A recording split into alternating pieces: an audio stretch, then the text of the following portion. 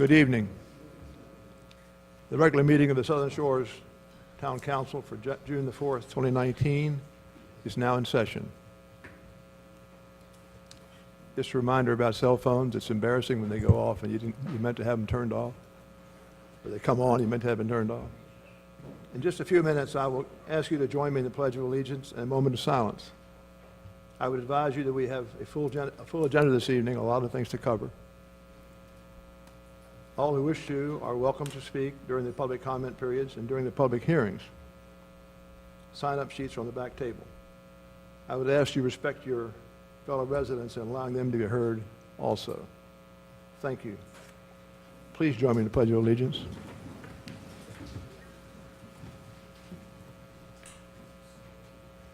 I pledge allegiance to the flag of the United States of America and to the republic for which it stands, one nation, under God, indivisible, with liberty and justice for all.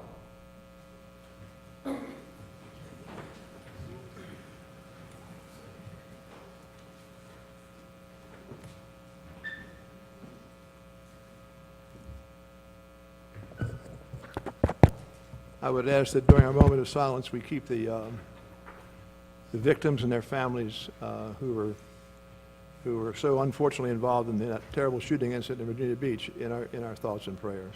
Thank you.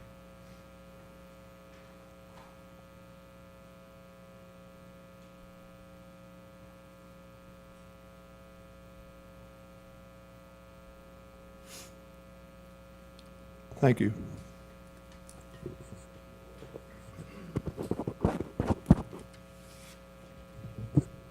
Council, need a motion to approve the agenda. I'll make that motion. Have a motion to approve the agenda. Do I have a second? Are you gonna? Did you want to amend the agenda? Yes, I'm sorry. Let's back up. Is there any motions to amend tonight's agenda? Let's start with that. I have one. Actually, I'd like to see items E5 and 6 removed and moved to July, since they didn't make the original agenda. And I would like to see items E3 and 4 moved to new business. And the gentleman for Verizon has asked to move E up to A, and I would go along with that also. All right, Mr. repeat Mayor, what you just- may I make an explanation to the council? 1 second. Sure. On items 5 and 6, those are two items that need to be booked for this fiscal year. And I can explain both of those two along with the finance officer to the council. Those are routine items that need to be booked for this particular fiscal year. So they're time sensitive? So Yes, they because are. in July, we'll miss this fiscal year? July would be too late. They missed the deadline. Budget amendment number 15 is to book the insurance payment that we just received for the damages to Juniper Trail. All that does is put that into the budget so we can go ahead and pay for the repairs using that money and not strain anything else for this fiscal year. Budget number 14 is to recognize the unanticipated revenue from interest income to be used to pay for increased tonnage for the tipping fees for this year. And I advised council on that challenge that we knew we were going to receive probably 2 or 3 months ago. So those are the only two. We're going to have to pay for them out of something anyway. If you don't recognize them as revenues, then it's going to be too late in June 30th. So let's just take these one at a time. Budget amendment number 15 and budget number 14. You're making a motion that we take them out? They didn't make the deadline for the agenda. Should be moved off. I will say that those were placed on by staff, so if the council has a problem with those, we'll have to somehow deal with the auditor on those, but those are routine items. I'd like to ask a question. Can you state again, please, what you're asking here in your motion? Item 5 and 6 be moved to July. They didn't make the deadline. They were not on the original agenda that was released. Item 3 and 4, contracts for the town attorney and town engineer, move that to new business. And also, Now, item 3 and 4, you're talking about under the consent agenda. Yes, he is. And 5 3. and 6 under the consent agenda. Yes, sir. That's what you're talking about? Yes, sir. Okay. And E, under new business, they've requested that they get moved up to first as far as the order, Yeah, I can get on board with that very easily. and I don't have a problem with that. Excuse me, Mayor, those two budget items were on the So they were on the, 529, so you wish to withdraw your motion, that part of your motion, Gary? No, because I asked to put item on the agenda in April, same thing happened to me. I mean, come on. These were on It was the, on the Wednesday before. so these were were, out of these were town. on the agenda within the time frame in your rules. Mr. Mayor, can I also say that these are monies that we have already received? We physically have put them in the bank. We're just asking to recognize them in the budget so we can offset the expense. So I just want to make that clear. It's not coming from unassigned fund balance. This is revenue that we have received that we're trying to recognize. And we did this budget amendment the very day that we received a check in the mail from the insurance payment. So we couldn't have done it any sooner than that. Thank you, Bonnie. Can we kind of, Is Can there we a get- can we motion on- split Let's the move baby? them move them all under new business. I'll make that motion. I'll change it to that. let's do it, that's fine. I'll second that. Did everybody understand that? Yeah. All right. I want So to item make sure I'm one- clear, though. You're talking about moving item 3, 4, 5, and 6 down to new business. Yeah, at the All right, end. that's a lot simpler. So under your rules, you don't Two. need a motion or action on that. We can go ahead and move those down to new business. Items 2, 3, 4, 5, and No, back 6. to you. 3, 4, 5, and 6. I'm sorry, 3, 4, 5, and 6 move to new business. And item And E item E will move up to to A minus, minus. right. And so I have a motion to move those 4 items down under new business. Is there any further discussion? Mr. Not Mayor, all in you can favor? do that without motion. I want, again, that is by request of one of the council members, so that's automatic under your rules. He's requested it be pulled off the consent agenda and put under new business, So so, I just move it. yes, sir. All right. Those items have been, thank you, Peter, remind me of that. Those items are now moved down to new business. We still have one item left on the consent agenda, which is the council meeting minutes and the pickup and releases. I'm sorry, 2 items. I make a motion to approve that part of the consent agenda. Thank you. Do I have a second? Second. Any discussion of that? All in favor indicate by saying aye. Aye. The motion's made and carried. Leave those 2 in the consent agenda. You gotta approve the agenda. What'd you say? You gotta approve the agenda. I got you. Now I need a motion to approve tonight's agenda, council. So moved. Thanks, Gary. I'll second it. Thanks, Jim. All in favor? So we have an agenda for tonight's meeting, although it's been moved around a little bit. This time I'll call on our Deputy Town Manager, Planning Director, Mr. Haskett. Good evening, Wes. Good evening, Mayor, members of council. I have a report for y'all tonight for the month of May. There were 8 zoning permits issued, 44 building permits issued. Those consisted of 2 new single-family dwellings, 5 additions, 3 remodels, 2 repairs, 1 remodel repair, 6 accessories, and 25 others. There are currently 21 single-family dwellings under construction in the town, and the total amount of fees that our department collected in May was $11,335.25. With respect to hazard mitigation, work has begun on an Outer Banks Regional Hazard Mitigation Plan. The town's currently adopted hazard mitigation plan is a part of the Albemarle Regional Hazard Mitigation Plan. And the Outer Banks hazard mitigation plan will be will serve as a required update for the town, as well as all the other municipalities and Dare County. That plan includes Dare County, Currituck County, and all of Dare County's municipalities. Hazard mitigation plans, as you may or may not know, are required by FEMA in order to be eligible for federal disaster funding, and they have to be updated every 5 years. Planning Board member Andy Ward and myself are on a plan committee which was formed to work on the plan that will eventually require council's approval. Information regarding that plan or the draft plan can be found on the town's website, and public informational meeting will be held on Thursday this week in the Kidover Hills Commissioners Meeting Room from 1 o'clock to 2 o'clock for anyone who's interested.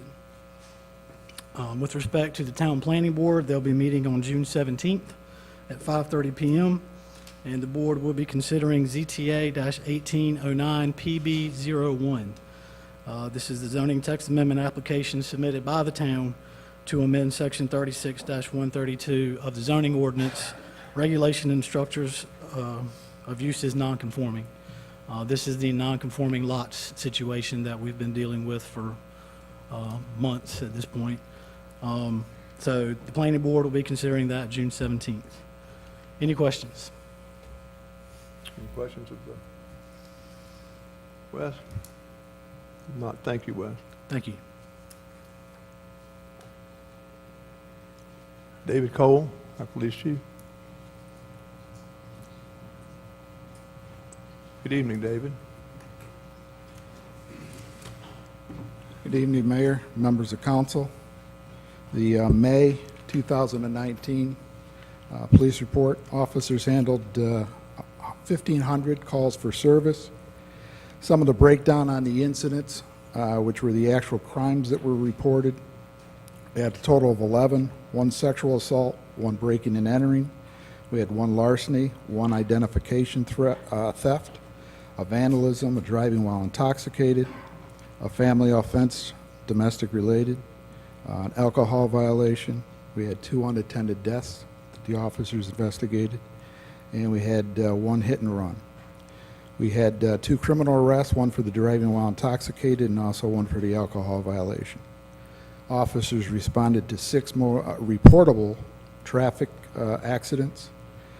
Officers conducted 132 traffic stops. Out of that 132 traffic stops, they issued 33 written citations, another 78 warning citations. And we had a total of 4 local ordinance violations. You'll see that increase starting next month because our community resource officer just started beach patrol and parking enforcement. The only other thing I would like to do is present the town council with our police department annual report for 2018.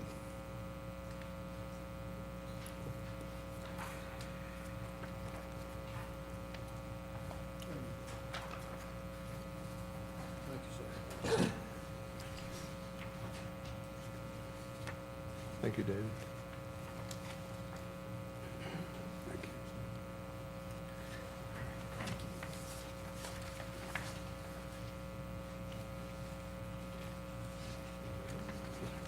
Any questions for Chief Cole? Just to let you know and let the audience know, these annual reports, they'll be on sale. Just kidding. They'll be available on our website. I believe we're going to have them on the town website, and also you can pick up copies at the police department during 8 to 5. Any questions? Did you say there was a hit and run? Yes, Was that pedestrian or vehicular? it was a vehicular. Okay, good. Yeah. I Thank mean, you. not good, but. Thank you. Thank you, David. Ed Limbacher, our fire chief.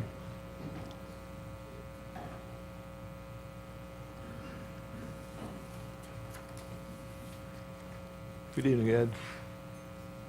Good evening, Council, Mayor.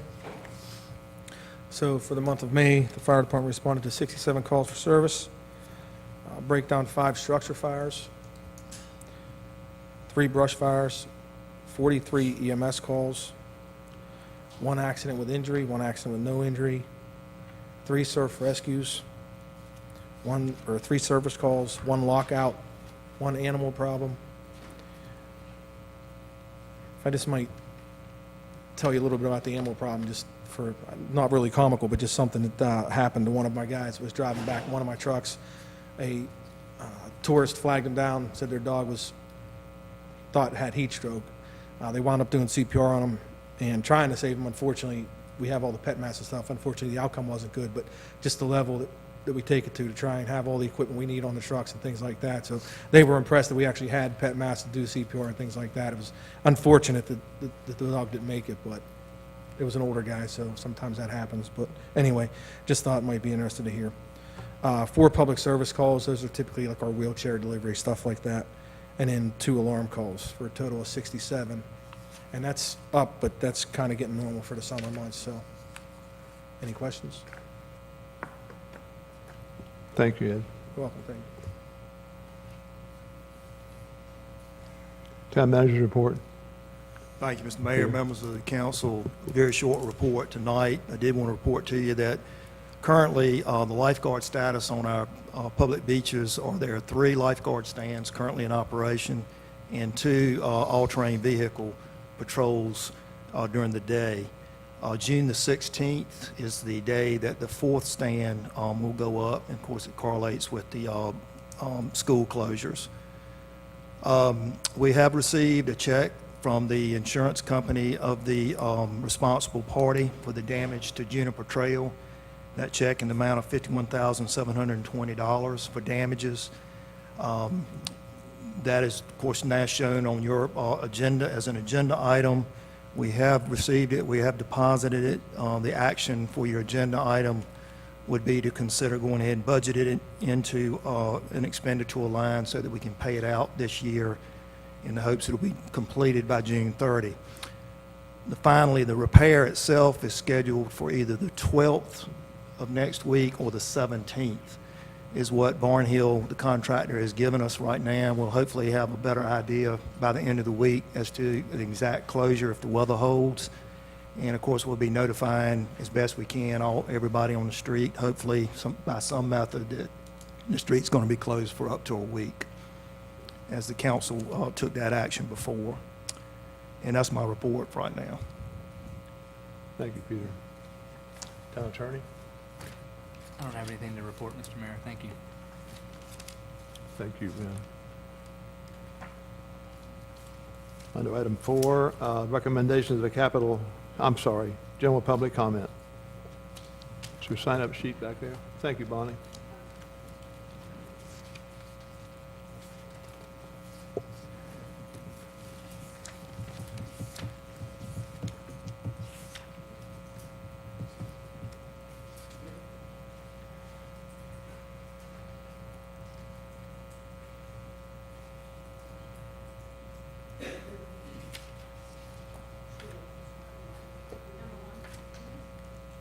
Thank you, Bonnie. I appreciate it.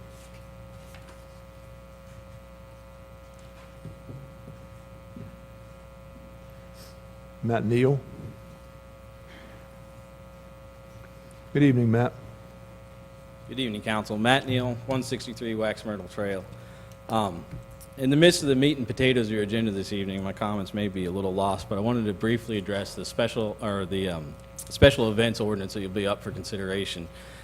Whenever I look at an ordinance like this, I try to put it in perspective in its actual operation on the ground, and I would like to paint a little picture of you, both personal and a little bit public.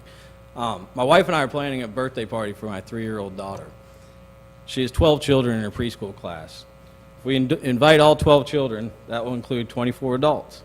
It'll include ourselves as 4 hosts. It'll include 4 grandparents, 8 siblings of those children, 6 potential neighbors that will walk and join the party, for a total of 58 people. So we'll be in the midst of this special events ordinance. According to that, if we want to serve a little alcohol at this party or have a sangria for the guests, we will have to get ABC approval for this party.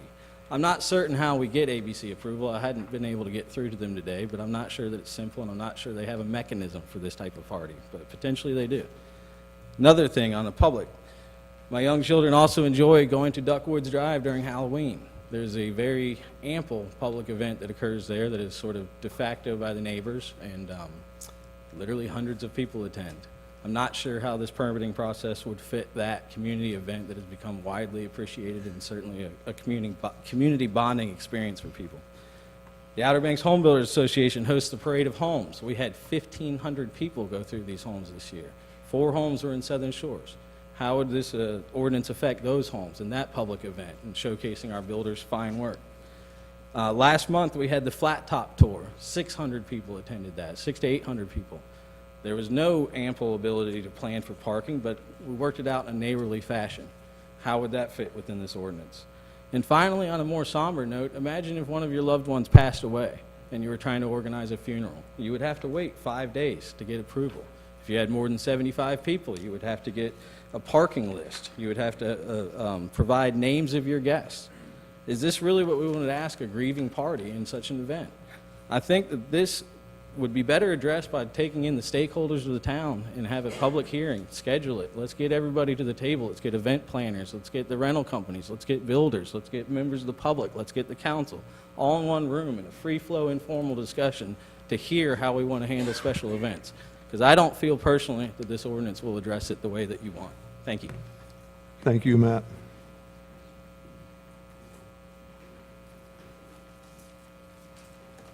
Joe Van Giesen.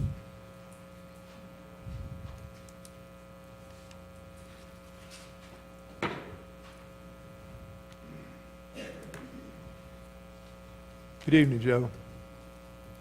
Good evening, Mr. Mayor. Good evening, Town Council and city staff and city residents. First, a quick question. Will I have an opportunity to discuss issues related to no left turn during the new business section, or is that just going to be a conversation among the board members, Town Council? That'll be a conversation among the board Okay, members. therefore, I'm glad I signed up.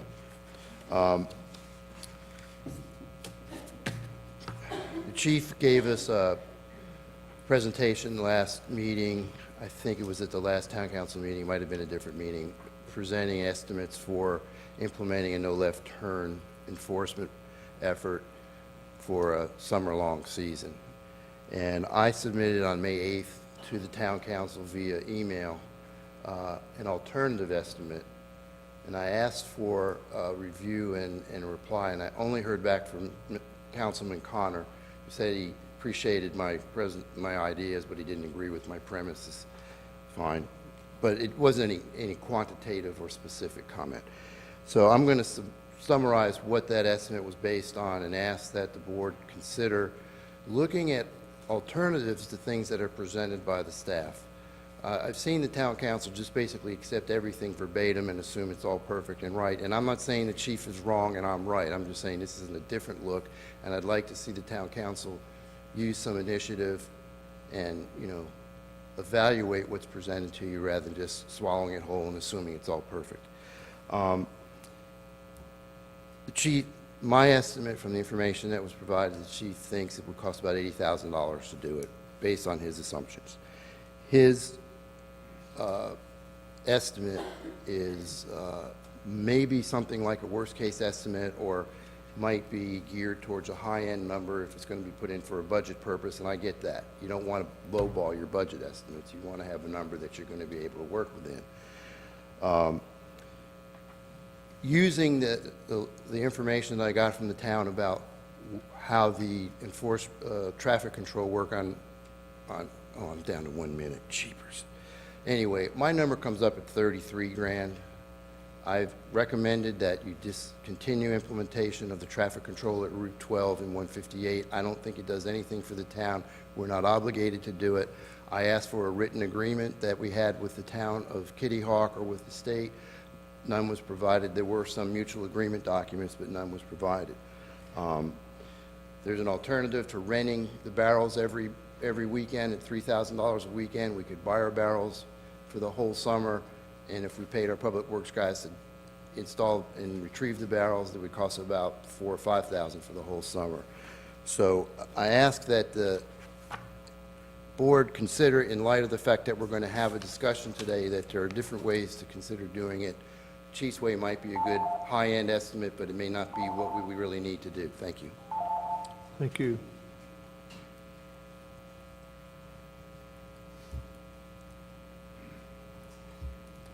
Jim Groff.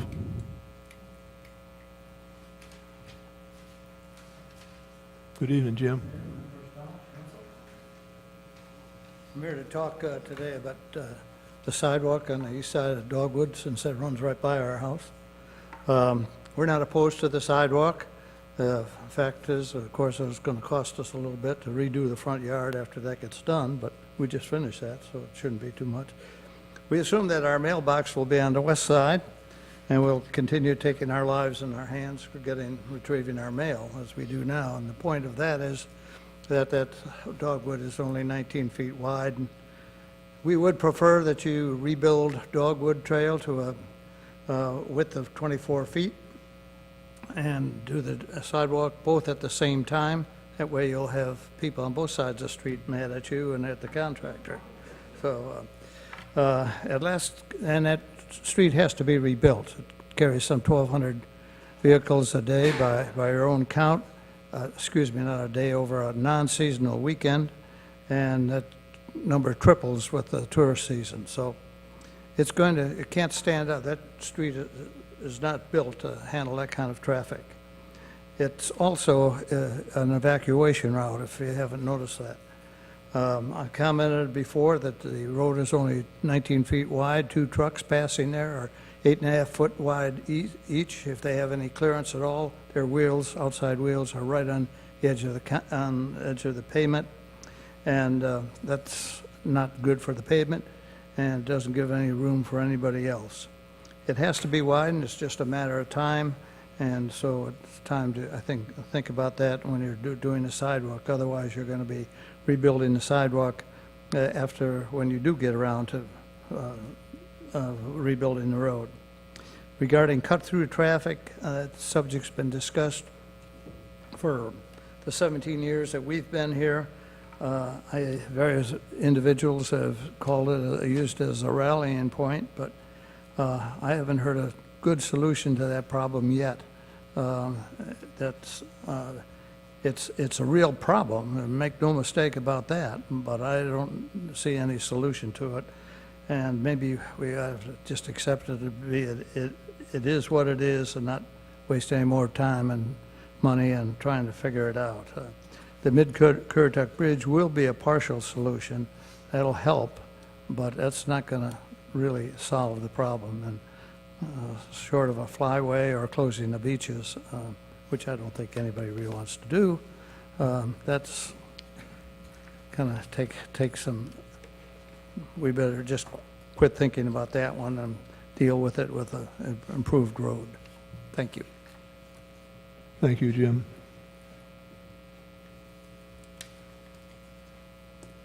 Anyone else who would like to speak who didn't sign up? Yes, sir. Give us your name and address, if you would, after you get up here. I'm Porter Graham. I'm a resident of Kill Devil Hills, as a matter of fact, but I'm the Government Affairs Director for the Outer Banks Associations of Realtors and Home Builders. And so I represent about 1,600 professionals who live and work in this area and are directly affected by municipal regulation, among them property managers who'd be very much affected by the special events and occupancy limitation ordinance on the evening's agenda. So I'd like to relay realtors and particularly property managers' concerns with the proposed ordinance's implications for the Southern Shores rental market. The limitation of permit-required special events to 3 annually would very significantly impact the marketability of the many homes in Southern Shores whose owners rely on rental income in the off-season when the majority of these events take place. Means of attracting renters in the off-season have been a primary industry focus for us, and the popularity of Southern Shores as a wedding destination has been an essential contributor to property owners' income and property managers' job security year-round. Owners of homes suitable to events of this type, the type the ordinance contemplates, can presently expect between 7 and 10 such events per year, and a reduction of permissible events to 3 would considerably shorten a rental season that our association and our communities depend upon maintaining and extending, and it would significantly hazard the investments that homeowners have made in a stable year-round income. So in light of the foregoing concerns, we feel it's important that the special events ordinance be as narrowly tailored as possible to the town's objectives as stated in Article 1 of the ordinance text, these being addressing seasonal population influx, vehicular traffic and parking control, nuisance abatement, and the sufficiency of emergency services. So at the time that this ordinance was first considered in 2015, Senate Bill 25 had foreclosed municipalities' means of density control via room restrictions, and Southern Shores' subsequent enactment of septic and overnight occupancy limits has since added significant density reduction structure. So I'd ask that council members this evening very carefully consider whether the provisions in this ordinance are expressly necessary to control a pressing category of real and acute problems that are not addressed by existing density restrictions, fire code, occupancy limits, and nuisance law, and really consider whether Article 1's goals can only be served by measures as costly as those it would impose as written. Thank you. Thank you. Do you have his name, Sheila? Thank you.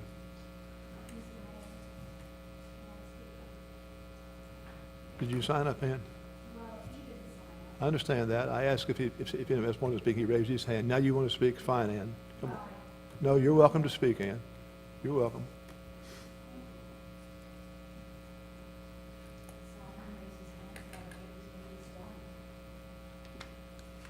Good evening, Mr. Mayor, Town Council, ladies and gentlemen. My name is Ann Scherdsma, 69 Hickory Trail. I'd like to offer a counterpoint to what was just offered by, I believe it was Mr. Ross or Roth on South Dogwood Trail. There's considerable problems on the cut-through route down the line. Everybody who lives on Hickory Trail, Sea Oats, Wax Myrtle, Hillcrest, and down near East Dogwood knows just how oppressive the traffic is during the summer. It's not something that we have seriously addressed for 17 years. We haven't ever seriously addressed it. We've sloughed it off. We had a workshop back in October of 2014 in which people got together at the Kitty Hawk Elementary School, worked toward a consensus solution, came up with the option of a no left turn, and the town council rejected what the community came up with as a solution. There has been no serious attempt to address what has become a seriously worse problem. Every year it gets worse. And I can attest to it because I've lived on Hickory Trail for 20 years now, and many other people in the audience can attest to the same. The costs are going to keep rising. $500,000 to redo Hillcrest Drive, which is your top target for your priority list next year. That's a small street from Hickory and Hillcrest to the tennis courts, 3,700 linear feet. This town is going to put $500,000 into repairing that road. And why is that road in bad shape? Because of cut-through traffic. It doesn't take a PhD to figure that out. Meanwhile, there's $1 million going into a sidewalk, which I think is designed poorly. I don't support the way the sidewalk is set up now. I think it should be a natural walkway. It should be much narrower. It should be designed strictly for public safety, and it shouldn't be financed by the way it's being financed or proposed to be financed through the undesignated fund balance. It's almost like you're cherry-picking projects and deciding, oh, well, let's dip into the undesignated fund balance. Are you going to cherry-pick beach nourishment next, or maybe a sidewalk somewhere else that will cost $1 million that the capital budget can't fund? And finally, on the matter of special events, my understanding is that it's on the agenda simply to open up the topic and not to make a decision. And I would respectfully ask that the town council defer the subject to the planning board, which is more than able to pick up on it and to look at the ordinance that was presented to you back in January of 2016 and December of 15. And certainly all the points that have been made tonight are very valid ones. Thank you very much for your time. Thank you, Ann.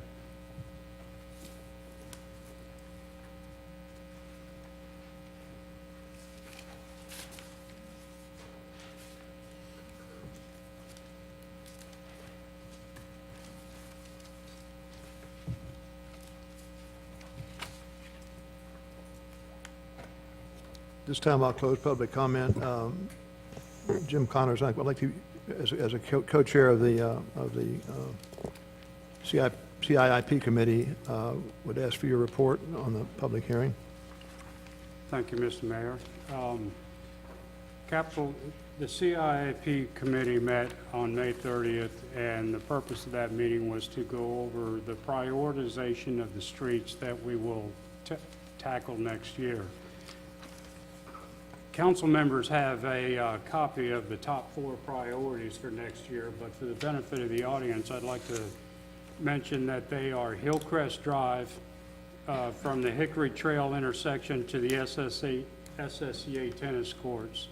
That was number 1 on the list. Number 2 was the East Dogwood Trail from the NC East to Ocean Boulevard with some stormwater improvements. Sea Oats Trail was number 3 on the list from 11th Avenue, basically north to the intersection with NC 12. And finally on that list was Dewberry Lane.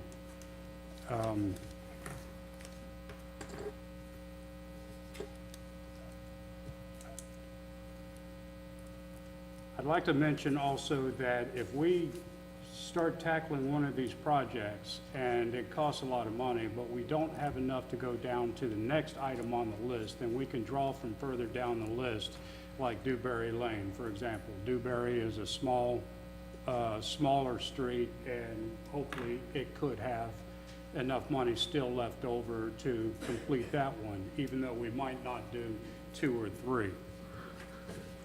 Let me get to the notes that I had mentioned. One thing I would really like to highlight is the dedication of most of all of those volunteers on that committee. They have brought up some prioritizations that were spot on target, but we have added them at the top of the list for next year so that we can prioritize them and move them up. They're not as critical as these others that they had previously identified, but you know, they are very diligent. I've got to commend them for their volunteerism on that. When we met May 30th, all the committee members were present except Carlos Gomez. He had to attend to some family business out of the country, but we'll look forward to his input the next time we do meet. The list of prioritized sheets will be posted online. Do you know when that might be posted online? Tomorrow morning. Tomorrow morning, there we go. So they can be reviewed at that time. That's pretty much it, Mr. Mayor. Thank you, Jim. Appreciate it. Tom, can I ask a question on that? Sure. Thank you, Jim, for this. I guess a couple of years ago, we changed the CIP to Capital Infrastructure Improvement Committee to include all projects. We know that the town buildings, for example, and the sidewalks are issues that I don't see on here that we need to start adding to this. Our buildings project, from what the lady told us in the spring, is going to be ongoing. I know we allow a certain amount of money in the budget this year to go ahead and start bringing it and upgrading, but I'd like to see us add not only streets, but another example I'll give you is the Trinity Trail Bridge. Eventually, we're going to have to replace that thing because it's dipping again. You know, we got bump signs and that's it. So the next, I guess, I'd like to see our capital improvement plan to include those areas as well, but since that's part of the budget, or that's the way we budgeted that money. That's a good point, Gary, and I appreciate that. I also think that, sorry, I should be speaking to the mic and not speaking to myself. I also think we should be considering other capital expenditures that are on for infrastructure, like our beach nourishment project, which may or may not happen, but it's probably going to happen in 3 years' time, and that's something the CIP committee could be projecting and trying to work with dollars to make it happen. Thanks, Gary.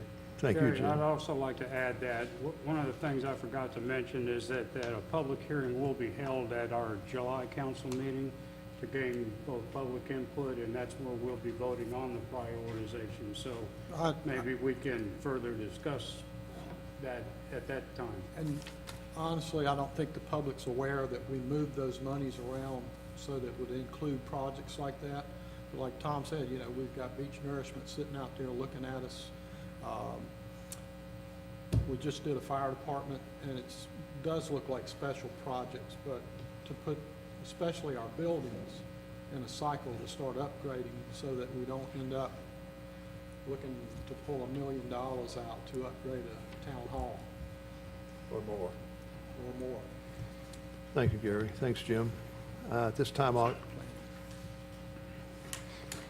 turn the meeting over to our town attorney for a public hearing to consider CUP-19-01, an application for American Towers LLC Verizon Wireless to modify an existing conditional use permit to extend the height of the existing wireless facility located at 148A Ocean Boulevard.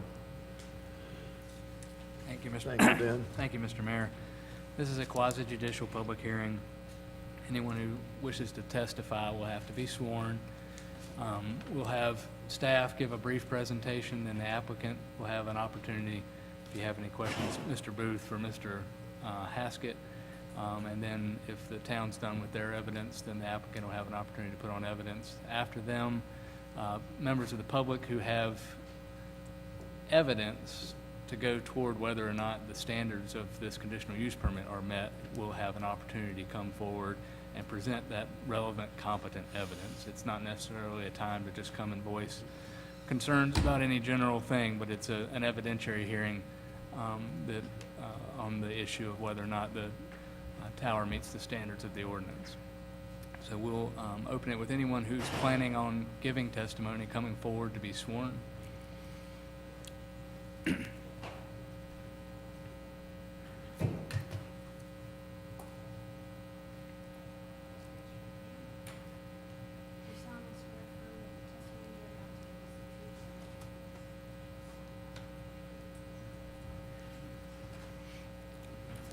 We'll open the public hearing on CUP 1901 with Mr. Haskett. Thank you, Ben. Good evening. The next item on y'all's agenda tonight is CUP-1901. The applicant is American Towers LLC / Verizon Wireless, and the requested action is amendment of an existing conditional use permit to extend the height of the existing wireless facility located at 148A Ocean Boulevard. The zoning of the property is RS1 Single Family Residential District. The existing land use is residential, and with respect to the surrounding land use and zoning, it's all residential RS1 Single Family District, north, south, east, and west.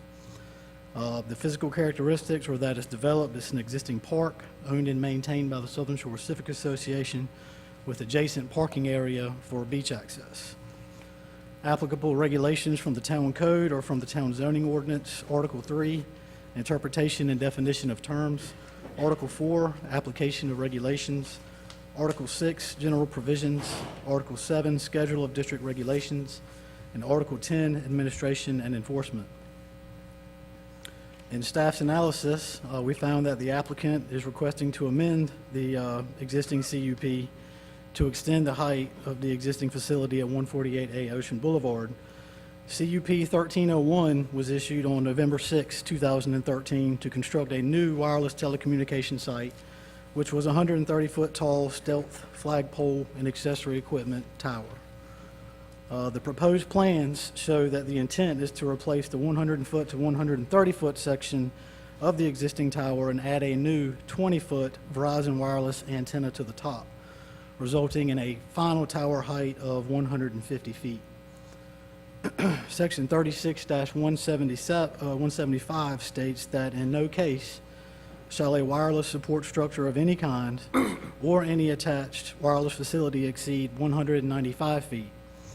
However, the ordinance also states that the height of stealth structures designed to look like another structure or naturally occurring thing, i.e. a tree, shall not unreasonably exceed the height allowed for the type of structure or the typical thing they are designed to look like. The reasonableness of excess height shall be considered on an application-by-application basis and shall take into account the totality of the circumstances, including specifically the height needed to provide communication services and the wireless support structure's visual consistency with the area in which it will be located. In no case shall a wireless support structure of any kind or any attached wireless facilities exceed the minimum height necessary to accomplish the purpose it is proposed to serve. A wireless telecommunications site is a permitted use in the RS1 single-family residential district, provided that a conditional use permit is granted by the town council following a recommendation by the town planning board. In granting any conditional use permit, the town council may prescribe appropriate conditions and safeguards in conformity with Article 10, Administration and Enforcement. Before granting any CUP, the town council shall make the following 4 findings. A, that the applicant has met the requirements of the applicable provisions of the town chapter pertaining to zoning, subdivision, and all other applicable ordinances. B, that the use as proposed will confirm or conform with the town's land use plan and will be compatible with the area in which it is to be located if developed in accordance with the conditions specified in the chapter and additionally required by the town council as authorized by the chapter. Item C, that the use will not materially endanger the public health and safety if located where proposed and developed according to the plan submitted.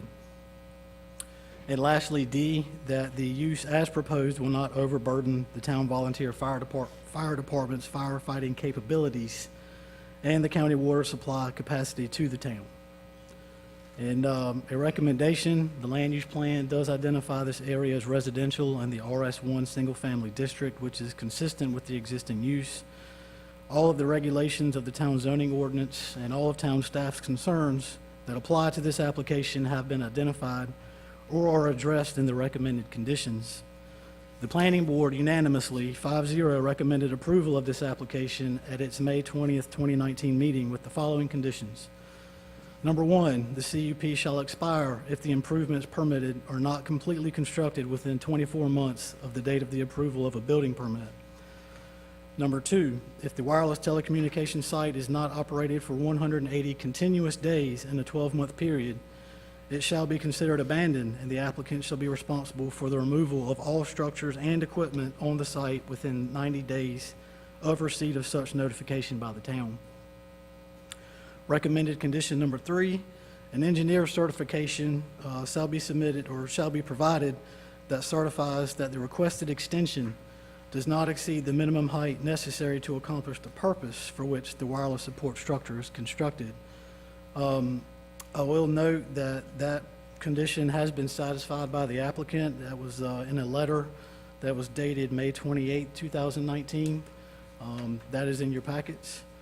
And lastly, condition number 4, or next to last, an engineer certification shall be provided that certifies that the wireless support structure's fall zone is equal to or less than the setback requested and that the structure is designed to collapse within the setback requested. That is also addressed in the engineer's letter dated May 28, 2019, that is included in your packets. And lastly, condition number 5 that's been recommended is that the applicant must strictly abide by all other requirements of the town code and must also strictly comply with all other applicable local, state, and federal requirements.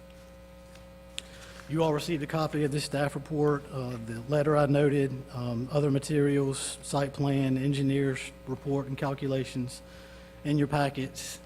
If y'all have any questions for staff, I can try to answer them for you at this time. Anybody on the council have any questions? Mr. Booth, do you have any questions? Thank you, Mr. Haskell. Thank you. I don't believe the town has any other evidentiary witnesses. Mr. Booth, do you have anybody who wants to? Thank you, Ben. Mayor, council members, I'm Wyatt Booth, law firm of Williams Mullen. I'm here representing American Tower.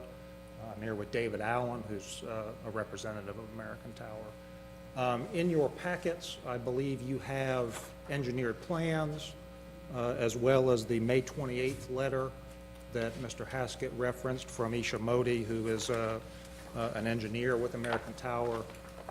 Both the plans and the letter are engineer sealed and show exactly what's going to be done here with this project. The resultant tower, when finished, will look almost identical to what's out there now. Same design criterion. The new antennas will be encased similarly to the tower as it stands today. Referring to Isha Modi's letter, May 28th, 2018, some of the planning board concerns that were raised included the fall zone radius, and she certifies in the event of a catastrophic failure, the tower would collapse in a 50-foot radius, which would keep it off of both Highway 12 and the adjoining residential street. I suppose if it fell to the north, it might fall in the parking lot, but it would be off of any residential properties and off of the adjacent streets. There was some concern at the planning board level about wind rating. Ms. Modi also certifies to code compliance with wind ratings up to 135 miles an hour for this tower, which is the standards of all applicable codes to towers of this sort. I'd ask that the materials that you have in your packet, the sealed engineered plans and the letter from Ms. Modi be, since this is a quasi-judicial hearing, be received into evidence, and that just to go into the record. And then I have David Allen here who can give you a little bit more background via his sworn testimony regarding the need for the extension and the benefits that it will bring to the town. Thank you, Wyatt, and good evening, members of the council. My name is David Allen, and I'm the attorney with American Tower. And as Mr. Haskett and Wyatt have mentioned, we're American Tower and Verizon proposing to increase the height of the tower from 130 feet to 150 feet. And the rationale behind that is it's going to enable Verizon and the other customers in the tower to improve their service, both in capacity and coverage in the area as well.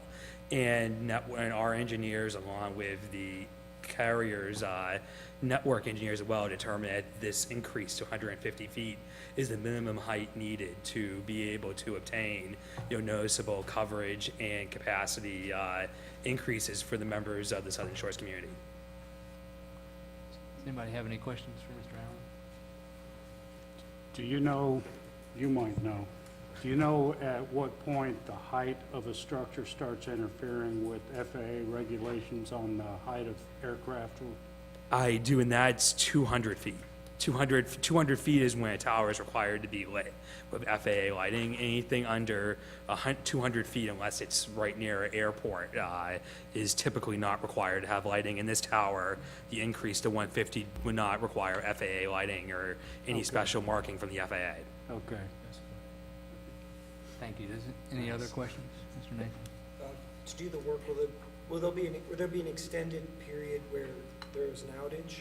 Or how does that transition period work? So we've been working with the Civic Association, who's the property owner, in terms of the construction timeline. And if approved, we would probably be, they've limited us to construction during the off-season, so it would be between October and May. So typically, and again, I'm the attorney not involved in the construction, but typically the way it works with these installs is there will be some brief outages, but we're talking in hours, not days, not weeks. It's typically just when folks are up there climbing and doing the actual install. At all other times, the carriers is in their interest to make sure that the network is still maintained at the hours broadcasting. So, yeah, again, we're talking, it would be hours as opposed to days or weeks for the outages, if any. Any other questions? Mr. Allen, can I ask you one question? Oh, sure. Mr. Haskett went through a list of conditions that were proposed. Do you have any issue with any of those conditions? No objection at all. Yep. Any more questions? Seeing no more questions, do you have any other witnesses, Mr. Booth? Thank you, Mr. Allen, Mr. Booth. I didn't see any members of the public get sworn, but has anybody changed their mind and wish to provide evidence on whether or not this tower meets the standards for granting the conditional use permit? Seeing none, Mr. Mayor, I will close the public hearing and give it back to you. Thank you, Ben. What do we have to do? You would I make a, can't figure out. someone would make a motion to approve or disapprove the permit requested. You would want to recommend that the permit, if it's granted, you're going to need to recommend findings of fact. I would recommend using what Mr. Haskett's provided in the staff report and his statements as findings of fact supporting your decision. And then you're going to want to adopt the conditions that Mr. Haskett has proposed. Somebody has any preference on grant or denial, I'll be glad to put together some sort of a wording for a motion if someone has any preference on the ultimate answer. I think you need to give us the wording for ultimate approval. Okay. And I would say that someone would need to move for approval of the conditional use permit as applied for based on the findings of fact and information provided by town staff with the recommended conditions provided by town staff, numbered 1 through 5, I believe. So can we make that motion now? You would just say so moved. And So Just moved. say so moved, yeah. so you've got a motion, now you need a second. I need a second, Counsel. I'll second. Thank you, Chris. Have a motion and a second. Any discussion about this? Any comments? If not, all in favor indicate by saying aye. Aye. Anyone opposed? No one opposed. As far as I can tell, the motion's made and carried to approve the tower modifications. Thank you, Wyatt. Thank both of you. We'll expect top-notch service again. Thank you all. I'm going to call it for a second public hearing, which you can share for us, for Peter to make his presentation. Item A. I've got those as item F. I've got those as item F. So at this time, I'll ask the town attorney to direct a public hearing for the town manager to present his proposed 1920 budget, fiscal year 1920 budget. Thank you, Mr. Mayor. Mr. Manager, I assume you want to reread your message Well, and give some more information. I'll be briefer than that, I hope, but I did want to, I think we went over the lines last year at the request of some council members, so I'll do that again. But this will be a briefing on the proposed balanced operating budget for the town's upcoming fiscal year, which was filed for public inspection on May 7th, 2019. It memorializes proposed ordinance number 2019-0601 in the council's books.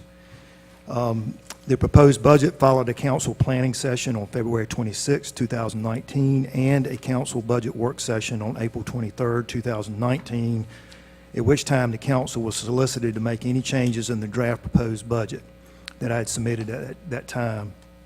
The filed proposed budget, the subject of tonight's public hearing, projects annual revenues to the town next year in the amount of $7,450,846 to balance the same amount of expenses, funding the town's longstanding public services. The proposed budget does not call for a property tax increase, proposing the town's same current tax rate of 22 cents per $100 of taxable value for next year. Public notice of the filed proposed budget and the public hearing tonight were given in the council's open meeting of May 7th. They were posted on the town's website as well as bulletin boards on May the 8th. It was posted on the town's e-newsletters twice, both on May 10th and on May 24th, and which was also posted on the town's social media outlet. And it was published in the legal notice section of the Coastland Times on May 12th and May 22nd. It was published to the town's entire sunshine list of credentialed press contacts on May the 8th. In regards to the revenue generated by property taxes, the town's base of taxable property as of January 1st of this year is valued at $1,329,281,757. Applying the town's current tax rate of 22 cents per 100 of that $100 of value in that tax base, that generates a revenue of $2,294,539 for the town. And again, that's just property tax revenue. So each penny of the 22 penny rate equals $132,468. In regards to the town's human resource assets, its workforce in the proposed budget includes a cost of living adjustment of 2.5%, an adjustment for health insurance cost to the town at 5% increase, the FICA 7.65%, mandated retirement costs for regular employees at 8.98%, mandated retirement costs for law enforcement employees at 9.7%, mandated 401k contribution for law enforcement employees at 5%, and the 401 contribution for all other employees in the same amount at 5%. It also contains the same cost of the town's cafeteria plan for its employees to supplement the cost of health insurance for their families at $7,800. The highlights for this proposed budget for this year just highlights the funding is included, for the town's coastal engineering firm to continue its protocol of beach surveying and profile studies of the town's beach conditions through the next fiscal year. So there would be a survey now that we've already paid for out of this year's budget, or will pay for out of this year's budget. There will be a profile study due back to you in the early fall, and then another round of surveys next year and another profile study. Funding for the it also includes funding for the first year of debt service costs for the Southern Shores Volunteer Fire Department to pay for its construction of a new fire station with a side buffer fence. It also includes funding for increased legal costs projected for the town during the next fiscal year. It also includes council-directed funding for construction of a 5-foot-wide concrete walking trail along the east side of South Dogwood Trail, connecting the new East Dogwood Trail walking trail with the town's existing sidewalk at the Southern Shore Cemetery. And it also includes funding for council-directed upgrades to buildings of the town hall complex to achieve minimum building code standards and a safe workplace. It includes funding for annual capital street improvements projected in an amount set by the current council policy of revenues generated by 5 cents of property tax rate. The capital street improvements meaning the actual necessary complete rebuilding of aging and deteriorating substandard streets assumed by the town after its incorporation. And Madam Clerk, if you turn to the pie chart up there, please. The first pie chart in my budget message was the general fund expenditures for FY 1920, and I'm starting at the top. Fire contracted services represents 12% of the budget at $869,934. Clocking to the right is ocean rescues contracted services at 2%, which are $163,500. The administration department at 14%, which is $1,080,656. The code enforcement department at $265,523 at 4%. The police department at $1,730,614 at 23%. And your streets, bridges, and canals at $1,842,067 at 25%. And of course, that includes the capital improvement projects included in the proposed budget. Next is Public Works Department at $752,469 at 10%. And finally, your sanitation services for the town at $726,083 at 10%. The next slide shows you a pie chart for your general fund revenues, and you'll see that the ad valorem taxes on the top right-hand segment make up 41% of the town's revenues. The occupancy, sales tax, and land transfer tax in the red at the bottom left make up 29% of the town's revenues.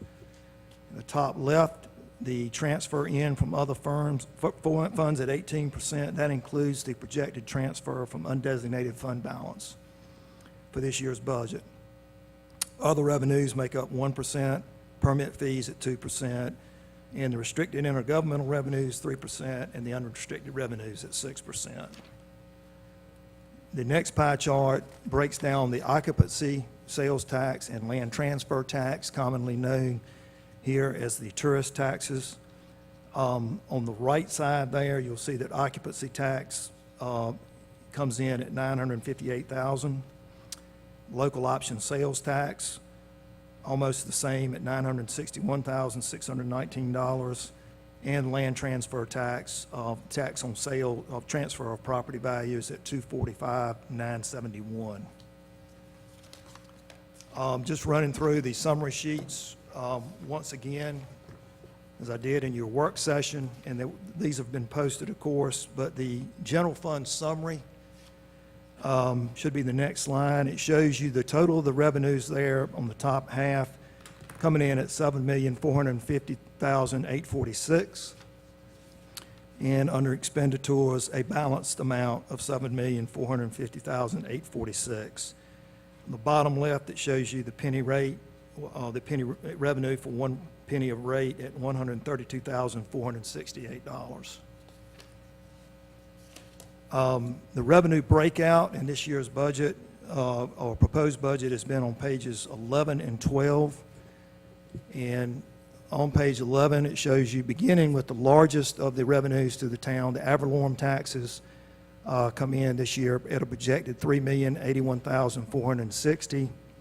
And next, dropping down, is $2,165,590. Then next on the sheet, you'll see the unrestricted intergovernmental revenues, and then you'll see the restricted intergovernmental revenues.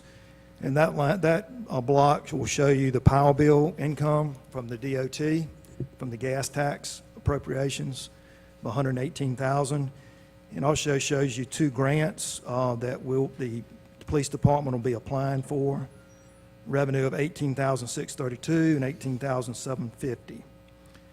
It also shows you the last item on that line is the shoreline stabilization grant received each year from our share of the occupancy taxes of $24,000, which is used for vegetative plantings along the beach. The next page on the revenue summary shows you the total restricted governmental revenues at the top, total from the previous page. Then it shows permits and fees totaling $129,000, and next are other revenues, and I'll call your attention to the larger projected income due to interest, and we're basing that on the trending of our current investments of $100,000. The next items are typically the items that we've shown dealing with rent and miscellaneous items, and so in total of other revenues, $109,600. The next page shows you the expense breakout that has been posted to the public, pages 13 through 20. And I'll just try to highlight the significant components that we discussed this year in your budget session. Admin department, of course, at the top again are the salaries and employee benefits. But coming down, you'll notice about 7 lines down, legal services. That is an increase from last year's initial budgeted amount. It increased $50,000 from what was actually proposed last year, so that $100,000. You'll also see 3 lines down from that, computer services. There is an increase in that this year due to the fact that it's a new contract year, and we're having to place down payment, and it is increased services to the town's computer system. So the total for the admin department at the bottom there, $1,080,656, and without the significant increases in legal services and the computer services, it would have come in at approximately the same amount as last year. The planning and code enforcement, there is no increase in that proposed budget item. The next page is police department. There's no increase projected there, but you will see, I will call your attention to the last 2 items, the 2 grants at the bottom, $25,000 and $37,264, and they are only payable out, of course, if we receive the 2 grants that the police department applies for each year.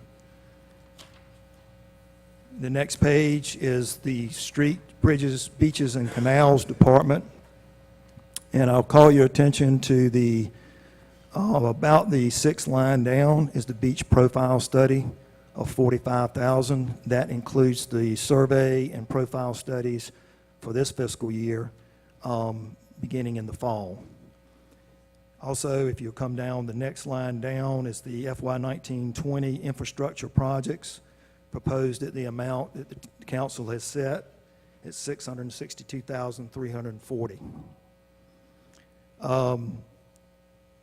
Coming down to the last line item, South Dogwood Walkway, you'll see that is the $1 million that the council has directed to be budgeted. Totaling at the end there, $1,842,067 for that department. The next sheet is the Public Works Department. I'll call your attention about midway down, the building upgrades, $220,000. That is a council-directed expenditure, and that is for the building upgrades to be in the town hall complex. The next item for attention is the equipment purchase, $27,850. As we discussed in your budget planning session, that was for necessary replacement of equipment for public works, various pieces of equipment for operations. The next line down is the shoreline stabilization, and that's the expense for the vegetative plantings. Again, the expense there on the line of $24,000. That leads to a total of $752,469 for the Public Works Department. The next sheet is the Sanitation Department, and I'll call your attention to the landfill tipping fee, as we discussed in your planning session, as well as a couple of meetings prior to that. There is a projected increase in landfill tipping fees for next year, so that has been increased to approximately $17,000. We've already had an increase for this year, and that is the purpose of the budget amendment that's on your agenda for later on in the evening. It will be a no-cost budget amendment using interest income that has not yet been booked. So that leaves a total sanitation amount of $726,083. The next sheet is the fire services sheet, proposed budget. You'll see at the top, the contract for fire protection calls for the exact same amount as budgeted during this current year. So $545,914. Recall, this is under the new contract that's effective July 1st of this coming year. The debt service for construction as committed by the council is $314,020, and the buffer fence that the council directed is $10,000, leaving a total appropriation proposed for fire services of $869,934. The last sheet in the general fund budget shows you the ocean rescue expense by contract for the year of $163,500. The next sheet on page 21 is the second fund maintained by the town under general accounting principles for government funds. And this is the cemetery fund, and very small budget. It projects cemetery lot sales there of $1,240. And the expenses going out include another year of beautification wreaths during the Christmas season, as well as a software licensing fee of $640. And if you'll note at the bottom left, it gives you a balance of what's in the cemetery fund as of June 30th, 2018, the audited amount of $55,923. The next and last item that I would just brief you on is the Capital Reserve Fund. This year's activity in the Capital Reserve Fund only proposes $20,000 for the canal maintenance, and that has been the council's practice each year, is to place $20,000 in the Capital Reserve Fund for future canal maintenance and surveying. And a note on that, at the bottom left, you'll see the balance of this fund as of March 31, 2019 is $162,700. And that's broken out. 78,000 of that is reserved for canal maintenance and other capital projects at the council's discretion. For capital projects is $84,700 in that balance. Mr. Town Attorney, that's my briefing, and I welcome the public hearing. Thank you, Mr. Manager. Does anybody have any questions for him before we open it to the public? Thank you. I don't. There is a sign-up sheet. After I go through the sign-up sheet, I'll ask if there's anyone else who wishes to speak. The first person on the sign-up sheet is John Carter. If you could approach and state your name and address on the recording, that would be wonderful. Thank you. John Carter, 271 North Dogwood Trail. Mr. Mayor, council members, ladies and gentlemen, I wanted to speak briefly about my concerns about the 5-foot proposed walkway on South Dogwood and the widening of that street.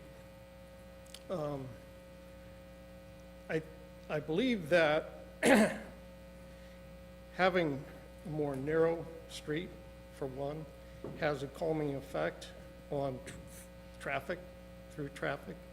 By widening that thoroughfare, if you want to call it that, I think you'll encourage increased speeds, even though the posted speed limit is 25 miles an hour. I think we'd have more traffic violations and possibly more accidents on that street. The other thing with respect to that 5-foot walkway is I frankly think it's it's overkill. It's an unnecessary expenditure. I'd rather see that $1 million either held back in the fund or used for other capital expenditures. Thank you. Mr. Van Giesen? I was calling the next person. Thank you, Mr. Carter.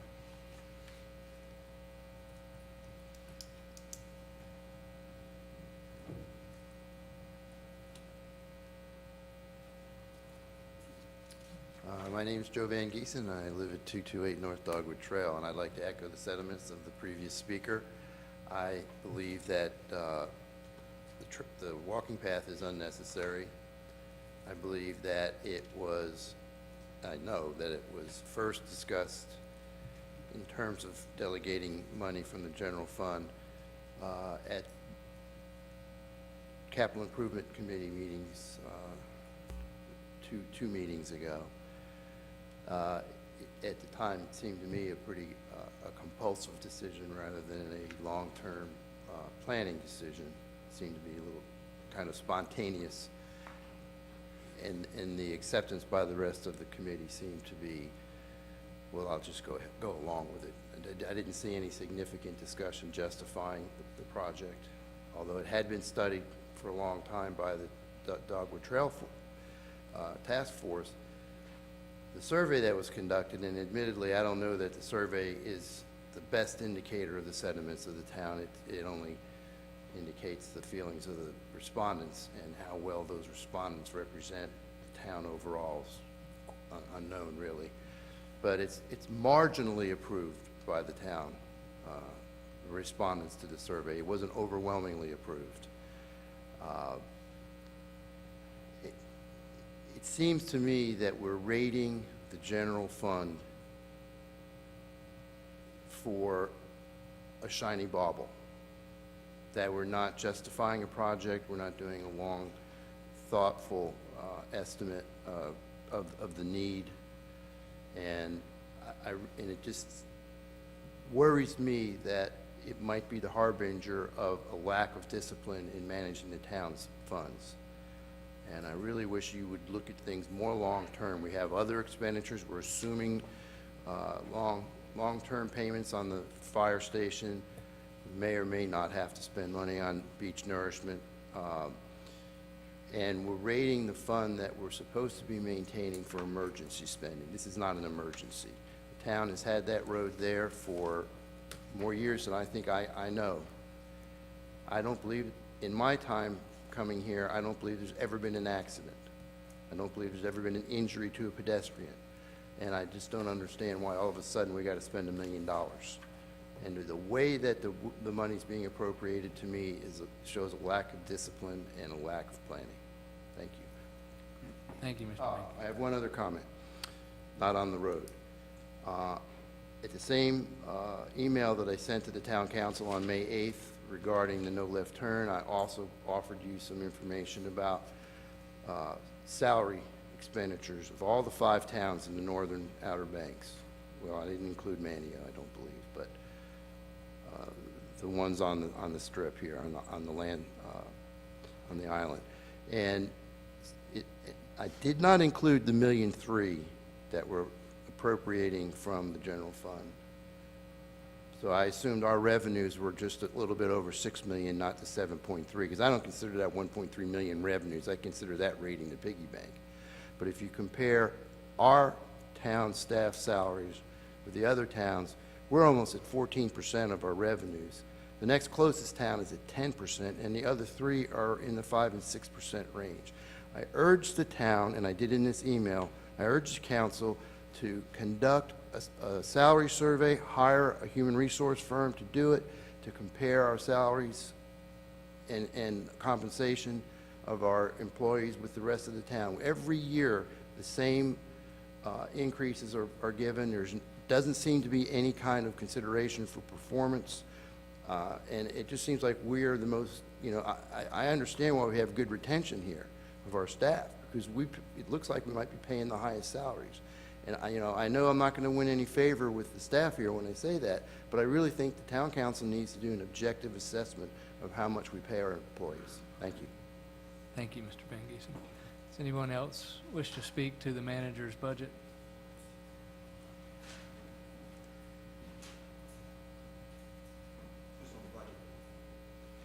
George Berry, 239 North Dogwood Trail. Good evening, council, Mr. Manager for the town and the staff. I want to talk about a safety issue. So what's the cost of a human life being hit as they walk down South Dogwood? Are they a baby and a mother strolling down South Dogwood when a car hits them? I'm not talking about the widening of the road. That's an issue you'll have to decide about on your own.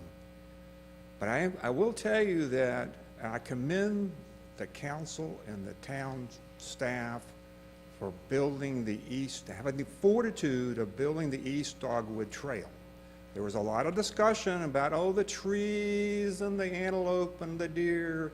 Well, let me tell you, if you go look at it, it looks great. They wove the path around the trees. I know the tree hugger people like that. We liked it because we didn't get killed on the road. When a bus comes at you in a truck, you jump. So it's dangerous out there. And you have to see the walkers, the runners, the strollers. The amount of foot traffic on East Dogwood has increased, at least doubled, since that sidewalk is in. People need mobility, and South Dogwood needs a trail because we're afraid of running and walking on it because of the traffic. So I strongly support your budget for a South Dogwood sidewalk. I think it's the safe thing to do. Thank you, sir. Thank you, Mr. Berry. Is anyone else? Mr. Carroll?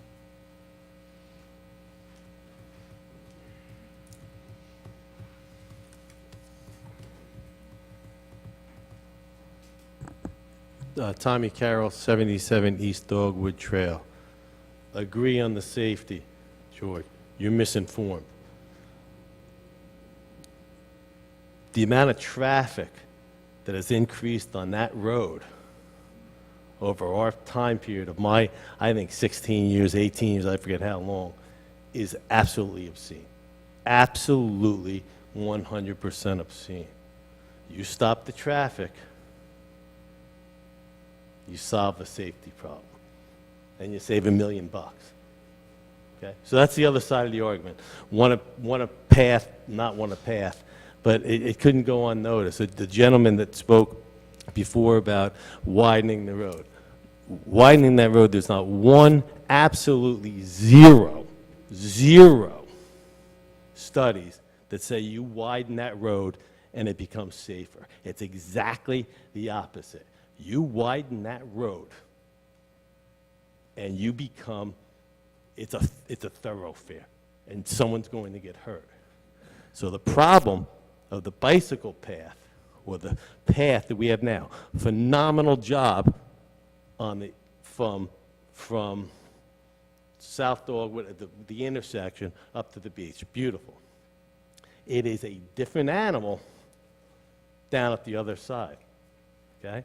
And the task force spent a year and a half studying what the people want, how to do the path, meandering around the trees and what have you, and suggested the path as long as we curtail the traffic.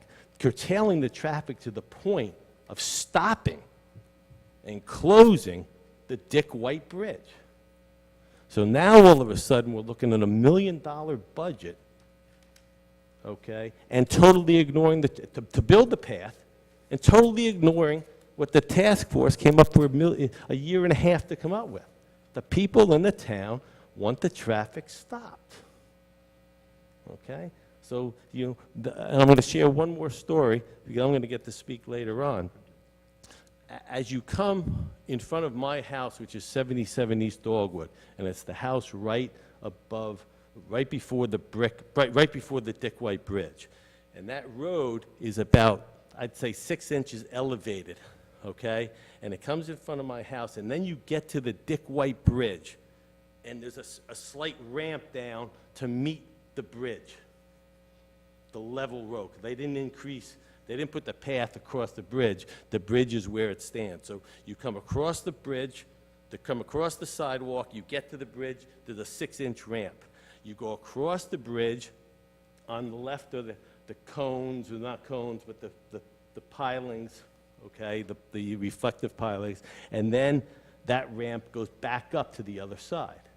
Now, I watched kids the other day, and no one almost got hurt, it wasn't, but these kids were coming, and they were going, and I was fishing on the bridge, and they were going through the cones, okay, coming up to the part where the up ramp was, launching off the up ramp, putting the wheels of those tiny little bicycles that they all ride, that are too small for them, going up onto the railing of the guardrail, coming back down. They were going 6 feet on. It was amazing to watch these kids. And they all had a couple things in common, that they had the small bicycles. Something they didn't have in common was helmets. 2 of them had helmets. And what they all had in common was they had those pads, those things in their ears. And as they came past me, I could hear the music from their ears. Okay? So as they came off the rail, so they came through the gates, up on the thing, and then launched off the curb. Okay? Kids don't stay. You didn't as a kid, I didn't as a kid. Kids don't stay on those bike paths. Okay? We continue to let that much traffic come through that road, someone is going to get hurt. And it's going to be the responsibility of the people who don't pay attention to it. All right, so bike path, no bike path.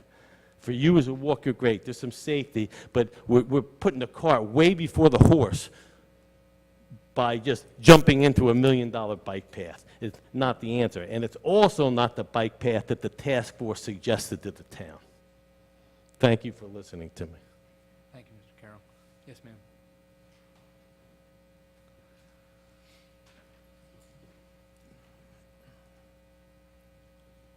Good evening. My name's Nancy Whaley, and I live on 86 South Dogwood. I'm a new resident. I moved here in October, and I'm shocked at how much traffic does go down that road, but I believe it's a public road, so I don't know how you would close it off. But I definitely feel you need something. It takes one vehicle to hit one of us walking. Just one vehicle, and it's a problem. Somebody's killed. It's not a safe road to walk on, and there's a lot of people who do try to walk on it, and if cars are coming in both directions, you have to find a spot in the woods or get up to somebody's driveway to be safe.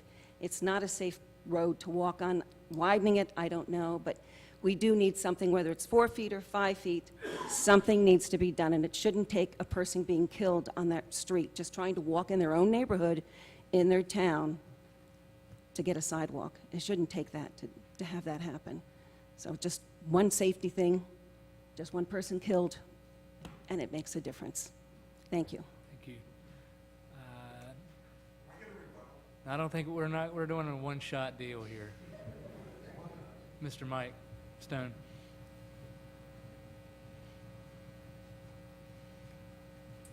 All right, Mike Stone, I live at 8 Sandfellow Court, Southern Shores, own some property along Dogwood Trail there. You know, this is just observation, and from my mother and father-in-law that live there, they're constantly asking me when the walkway is going to get built. You know, so they are looking forward to it if it gets built. As far as the road, I can't count how many times that I've been going down that road, driving or other people driving, and the local residents are nervous, and when they come up to another vehicle is approaching them, they stop in the road.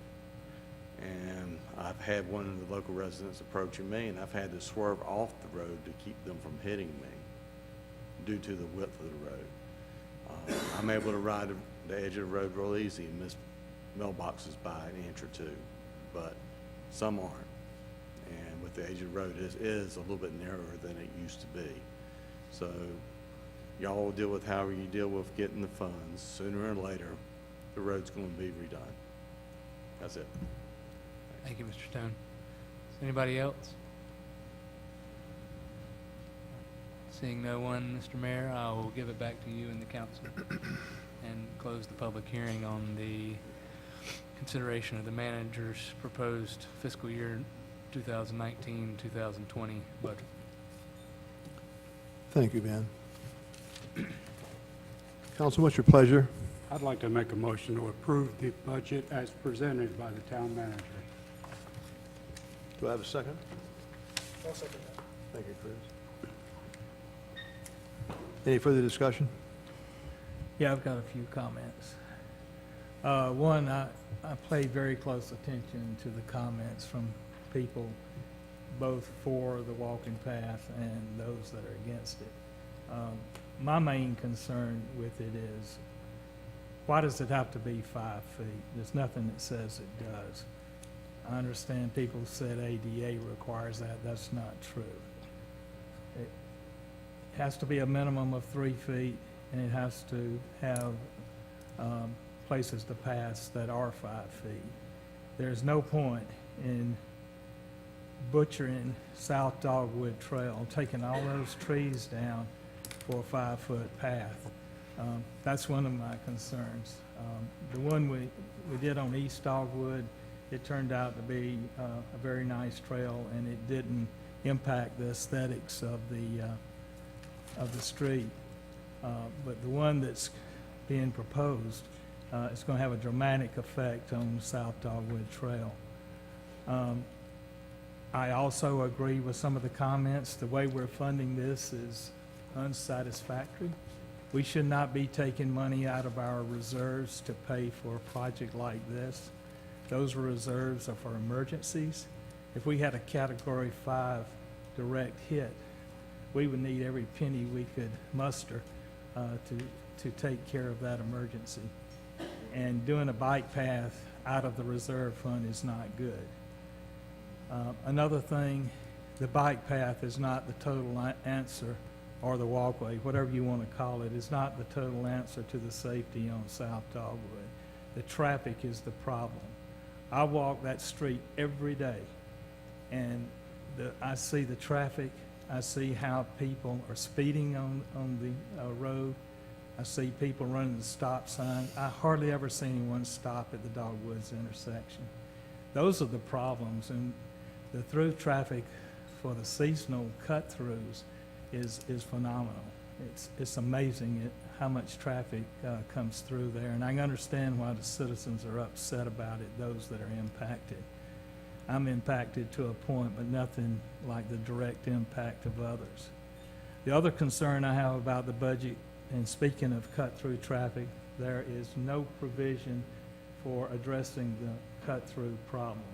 That is the number one complaint I get from citizens, in addition to the poor roads we have, the poor conditions of the roads. We are addressing that part of the budget for the roads, for improving them, but not nearly as much as we should. But we're doing nothing about cut-through traffic. And let me tell you, that if you're talking safety issues, that's probably one of the most critical ones during the season. And it's not just during the season. The cut-through traffic all year long from people who don't even live in Southern Shores is phenomenal. And I observe it through my walks, and I see the big trucks coming through and the cars that are from other areas. They're not our people, and we got to do something about it. So those are my main objections to the budget as presented. Thank you. Thank you, Fred. Any other comments? You have anything you want to add? Anything I have to say about the walkway along South Dogwood, I've said countless times. That was one of the absolutes that I campaigned on, in fact, that I was for that walkway. I served on the Dogwood Trails Task Force. They recommended that walkway pretty much almost exactly the way it was. Now, we were not privy to the engineering drawings. When the town of Southern Shores was founded in 1979, there are significant portions of the town charter that address walkways. They were important way back then. They have been important to people ever since. They score in the land use plan as a priority. It's not the top priority, but it's scored in there. I could keep going on and on and on. I think we need this as strictly a matter of public health, safety, and welfare to get the pedestrians off the street. And finally, I'd like to say, we do have to think of the children. Who's thinking of the children? We've got to think of these children who want to ride their bikes and everything to school. If you go out there and look during their bike ride week, the school is packed. There must be hundreds of bicycles in their bike racks. But yet, if we did a walkway along South Dogwood, that would open up a safe avenue for them all the way through the dune streets, and it would create, I'm just going to be quiet. I'm a strong advocate for that walkway. Everybody who knows me knows that.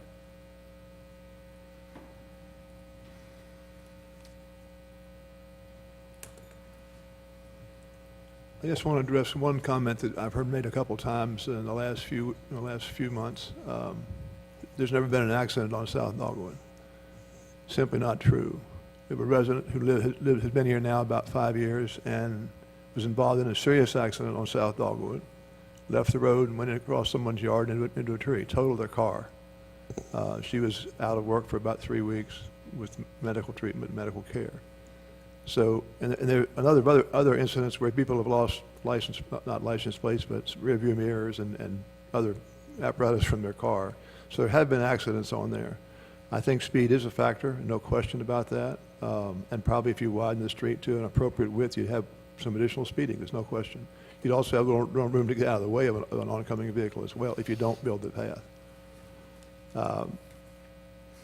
I have reservations about the cost of the path. I think anybody would have reservations, especially when I look down the road a year and a half, 2 years, and see a looming major project coming up. At this point in time, though, I feel pretty strongly about supporting the path and what we're trying to accomplish there from the perspective of public safety. Anybody else have any comment they want to make? Gary? Thank you, Tom. I don't think anybody up here is against a path. I haven't heard that yet. And we're not talking about widening that street right now at all. I've heard that several times. We're not redoing that street. We're just talking about a path. 4-foot versus 5-foot. I prefer the smaller. The issue I have, and I think everybody knows, is pulling $1 million out for a project. I have issue with that. We should be planning better. Over the last 5 years, I've watched the council pretty closely, and I'll just go back to the chart. You know, admin's 14% of our budget. Capital, if you take away that $1 million, is less than 10% of our budget. And I've stated that and tried to get that capital funding increased every year. It should be at least, if not more, than what we're paying out to staff and those kinds of things. For some reason, we can't put those monies in there to do that. We're also pulling, so you realize, $220,000 to upgrade our buildings this year. We're putting that into our budget, and that needed to be done and planned for a long time ago.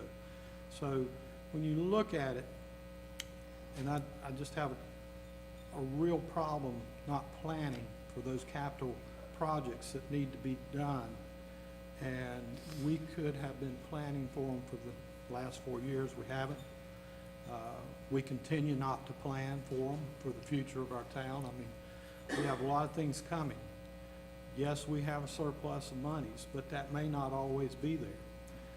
Hopefully, we won't have a Category 5 storm this year or a Category 3 storm for that fact, because that can create a big drain on our budget. But we can't continue to operate the way we're operating. We can't just keep pulling out of that fund to do those projects. We need to plan better and put those into the budget and budget more wisely. So that's my 2 cents worth. Thank you, Gary. Any other comments? Chris, anything you want to say? Thank you.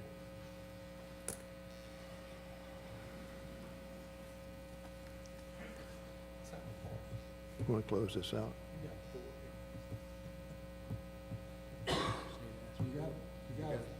You got a motion and a second. You need a vote. Would you repeat the motion to me, Sheila, please?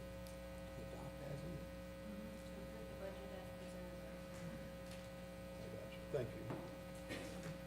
Motion on the floor, council, to adopt the budget as recommended by our town manager. It's been seconded. All in favor indicate by saying aye. Aye. Aye. All opposed?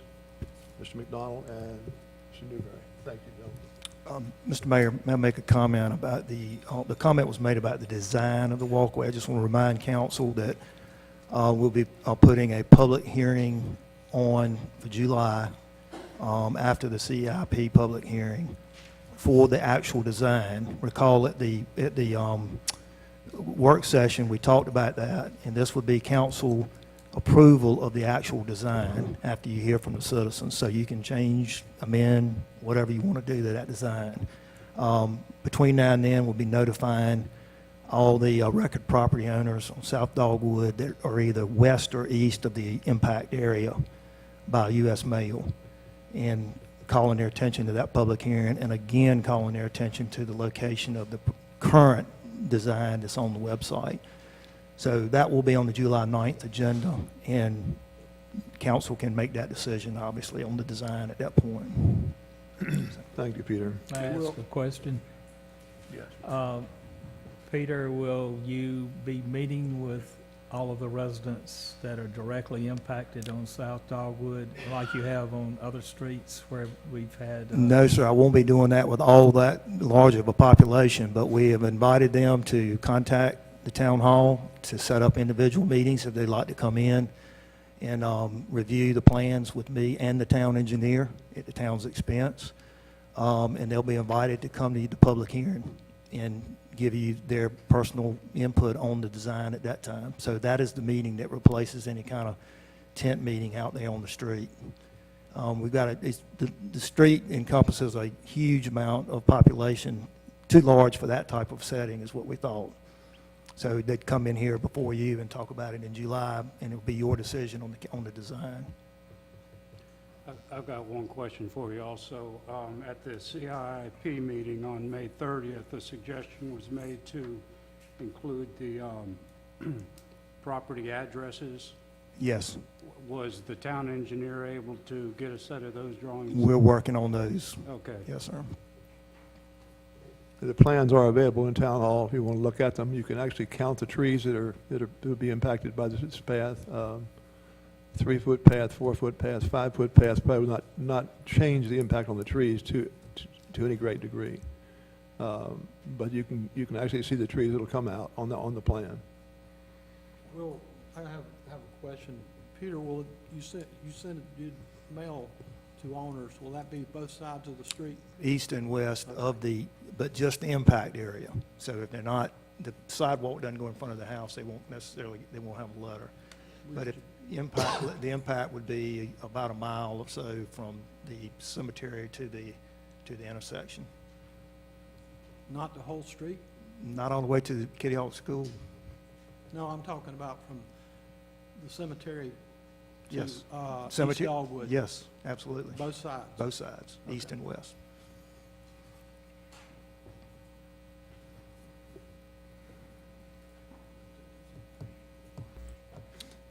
Moving ahead here, council, we have a proposal to adopt a special events and occupancy limitation ordinance requested by Councilman McDonald.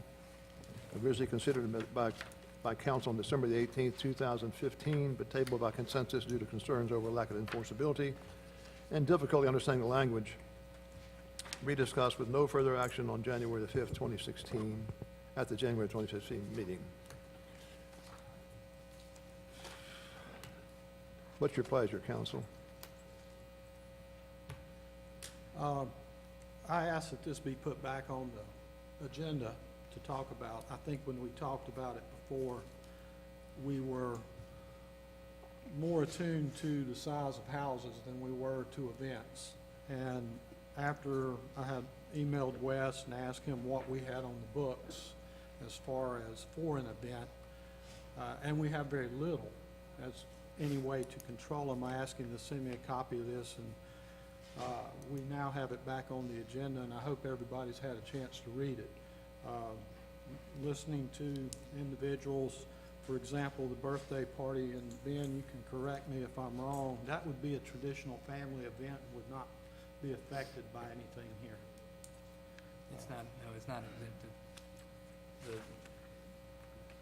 The ordinance applies to anything that's a special event, Okay. which includes the pre-planned events, community uses, private parties, and traditional family events held on public or private property. The only recognition of the difference with traditional family events would be that they aren't subject to the 3-event-a-year limitation.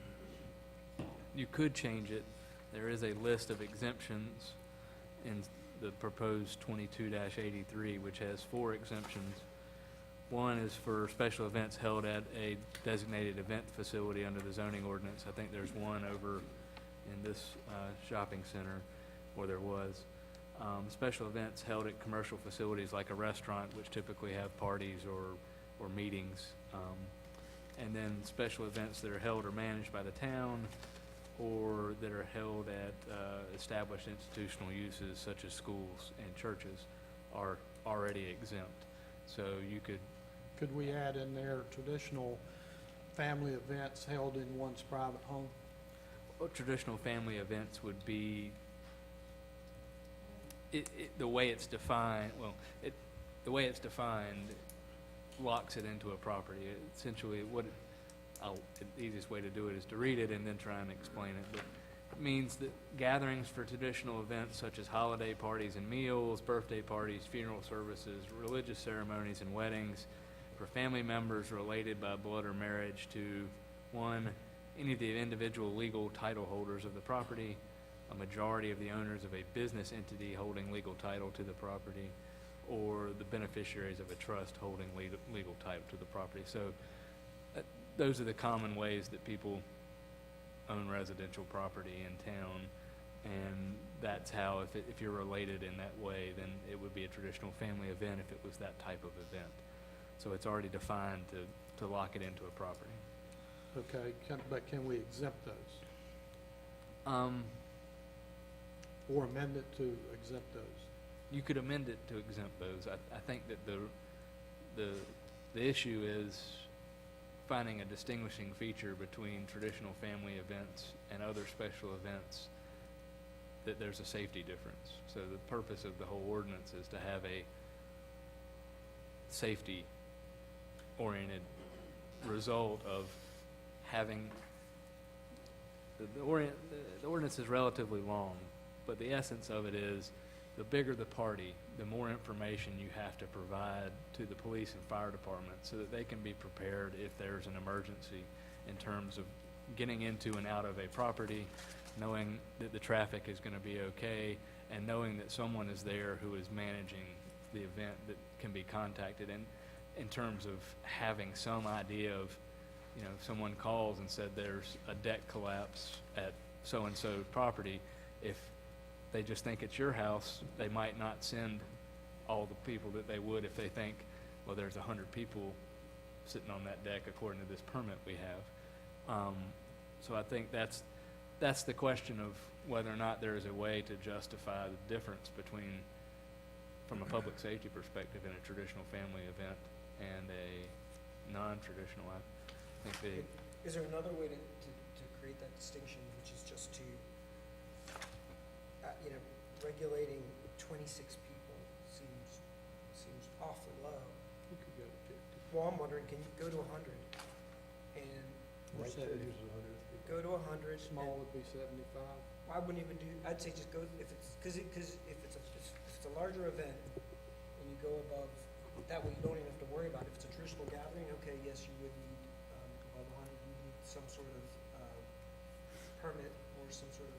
and recall that these numbers were numbers that I By put in raising there the with number- no By raising the input number, from we get to the council, same so. point, where you're, and if somebody, but I heard somebody mention a wedding, so if a local individual were to have a wedding for their family member, this might fall in that category, but those folks are gonna get an ABC license anyways, they're gonna have a bartender, that's not a big deal for them, that's normal, and, but I think that the threshold's just so low in Well, this that. Gary, would you catch- be willing to send this to the planning board so that we can take a more thorough look at it? I'm not opposed to. No, I'd rather have Ben and Wes work on it than the planning board, because they kind of drafted this originally. And this is, you know, if we can work out the details, the planning board's got plenty to do right now. It's not really an ordinance, it's more for public safety than. And I'd rather have Ben and Wes working on it, getting the numbers straight with us. Yeah, I tend to think that it would be good to let the planning board, because then at, Mr. Neal's suggestion, we could have that stakeholders input into this, as well as, more of the public, rather than just working on this from a legalistic point of view. Now, it's gonna have to get a legalistic, review. Well, they're gonna have to certainly. work on it anyway. But let's do that after we identify what some of the problems are, how to tweak it. And there's also some language in here that is outdated because of some recent ZTAs, and they can identify those also. But I don't know, I just think that nobody's made a motion yet. No, that was not the intent necessarily to come here and pass it. It was to bring it back to us because we really don't have anything. And we need to put something in place for our own protection, more or less, as far as, Chief needs to know how many people he's going to deal with, for example. I think it needs to be done, I agree with you there, but I think that the proper forum may be just letting the planning board start looking at this, and then, please, go ahead. But I mean, Ben, could you give us a little input on what do you think, do we need to go back to the planning board because we're gonna rewrite it? They or already had it before, so this is.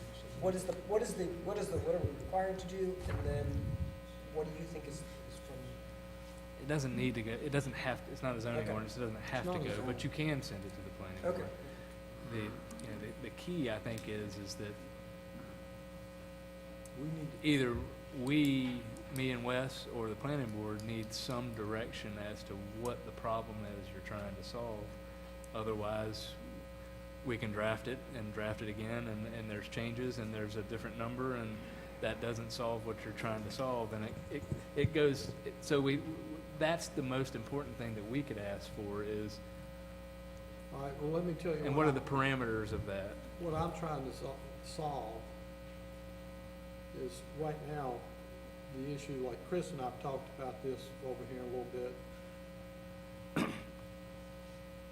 We need something for our public safety folks. Like you said just a while ago, if I call 911 and tell them to send somebody out, and I'm not a registered event, but I got 100 people there and a deck failed, they need to send somebody different than if it's just my house. So we're trying to solve that, but we're also not trying to penalize Chris if he's having his birthday party for his child at his pool in the backyard and he's got 40 people there. That's not the intent. The intent is to, if we got a wedding down here with people parked all over the road, give chief of police the authority to say, you can't park there, and know it's gonna happen, and they have to register up front. I mean, I think, And I think that does it right here. I mean, I think the first thing I would probably adjust is some of the occupancy language that Mr. Connor is referencing that doesn't match with the occupancy language you just adopted in the zoning. And then from a traditional family proceeding, would it be worthwhile to not require it for lower size part? I mean, I think you can begin to just, the way people have argued that some homes need more commercial level of things is because someone from out of town doesn't know to get in and out or doesn't know how to do it. But if it's your own home at a small enough level of a party, you're going to know how to get in. You're going to know the safety features and know how to deal with safety issues where you might not if you're renting and managing and dealing with that as a more Commercial. event, semi-commercial to commercial or full commercial situation. But I think, when you get enough people there, you may lose some ability to manage that even on your own property. So what would be a number, would you be interested in me adjusting it to have something there and try and shift some larger number just for that? Or do you want to change for a larger number for all types of events? What would your preference be on how to address those two problems? Because you're talking about changing numbers, but do you really want to change it for events that are traditional family events, or do you want to change it for everything? I'm just looking at changing it for traditional family events, things that people have. So you're okay with the numbers now if traditional family events weren't included? Yes. But I'm wondering though, for simplicity's sake, if you just had a blanket number, anything over a certain amount, because like you're saying, if you had a traditional family event that did have more people, you could have a reasonable reason to be more stringent with that, because you do have more, even if it is on a person's property. But I just would want to see that number high enough that it doesn't capture those small things. You could put them just into the greatest category, the 125 or greater. Maybe that does it. You could shift that to a higher number even if you wanted to, but. I don't know what either 25 is, 26 is just way too low. Yeah, I think you gotta start at 75. I mean, as for something that's really gonna be yeah, I agree with you, Tom. and then we decide how you wanna work it from there. That's up to you and Wes. But I think we need to leave the Wes, you family got, party out of this. Wes, you want to jump in here? I agree that it does need to be updated. I agree that it does need to be updated, as Mr. Connor said, to be consistent with the DTA that we recently adopted that established the occupancy limits. And there's always the opportunity to go back and look at things, but I think that this is important, and I think we should look at the traditional family events a little closer to see if we can create some sort of other exceptions for situations like that, as well as tweaking the numbers. I mean, I'm willing and able to discuss that and, propose something that you all might think is a little more palatable. So if I'm reading this right, we're gonna send this back to you and to our town attorney to work with this and get the numbers where the traditional family event is gonna be accepted from a lot of revisions of this. and the more commercially oriented event is going to be forced to comply with our new rules. Yes, and it doesn't have to go to planning board, like they said. It could go to the planning board. It's up to you all. And I will also just state that enforceability was something that was discussed previously, and that's something that we're going to have to consider again. It may be difficult to enforce with the current resources that we have. If they call on a holiday, late in the evening, if they call the police department or whoever, I mean, do we have the resources to dispatch someone there immediately and count heads? So I think that's something we would have to look at and consider. It's a major issue, it's enforceability. To me, it's But- enforceability. But on the other hand, it gives you the ability to respond if there is a complaint. If we were to, just say, have a complaint the day after an event, the way it's written now, and they didn't have a permit, then we would notify the owner or whoever's associated with the owner for the event, and then, you're limited to 3. So they would have to get a warning citation the first time. Then strike 2 would actually be a citation. Strike 3 would be the citation with the $500 plus $250, $750. Then they couldn't have any events for the following 12 months. So that's what we're looking at right now as far as enforceability goes. But that occurs the day after. I mean, there's no way. I mean, it would be difficult for someone to go on site and start counting heads and tell them that you didn't have a I think permit. enforceability is one of the key things, and if we were to take that back to the planning board, again, it would be a forum where they could discuss things like, how can we make this more enforceable? Or what are the tools that could be given to the town staff, the police department, et cetera? But there's also, it would be an opportunity for us to relay some concerns that we have, whether or not they adopted them or not. I, for example, am very cautious about these decks because, they can have a permit for 50 people, bring in 150 people. I mean, I think rather than having a deck certification by an engineer only after a very high threshold has already been met, may be a mistake. We maybe ought to lower that threshold. But I don't know. I'm not an engineer. So I just think that, I'll go whichever way you want. But, I mean, I think it would be wise to just, let's start this community discussion again. Ben, where did we come up with the 3 maximum? Just off your head? Nobody, I mean, there isn't, again, this is an area where you're blazing a new trail to a degree. There's not a whole lot of, I haven't looked to see if there's anything since then, but prior to this, there weren't a whole lot of examples. Kill Devil Hills has something, but it's more related to itinerant merchants and commercial vendors and things like that. And then I think it was Carolina Beach had something, and my recollection is theirs was related primarily to using public property. How do you use public parks and stuff for events? So that there's not a whole lot of just event management. Currituck has one related to noise, a noise disturbance permit, and that's through the police department. So- And that's mostly for large events.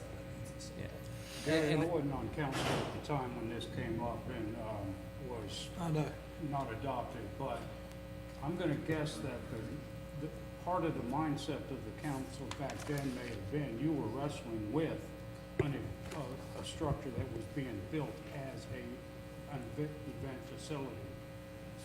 an event facility.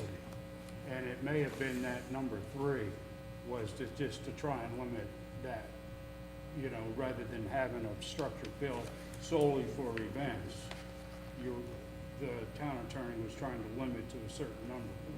The purpose is definitely to drag in how it's more of a differentiation of how it becomes a primary use of a property. Hey, Ben, could Which you- under the current zoning Oh, excuse me. is how you determine whether or not it's an event facility. I don't know that 3 or more events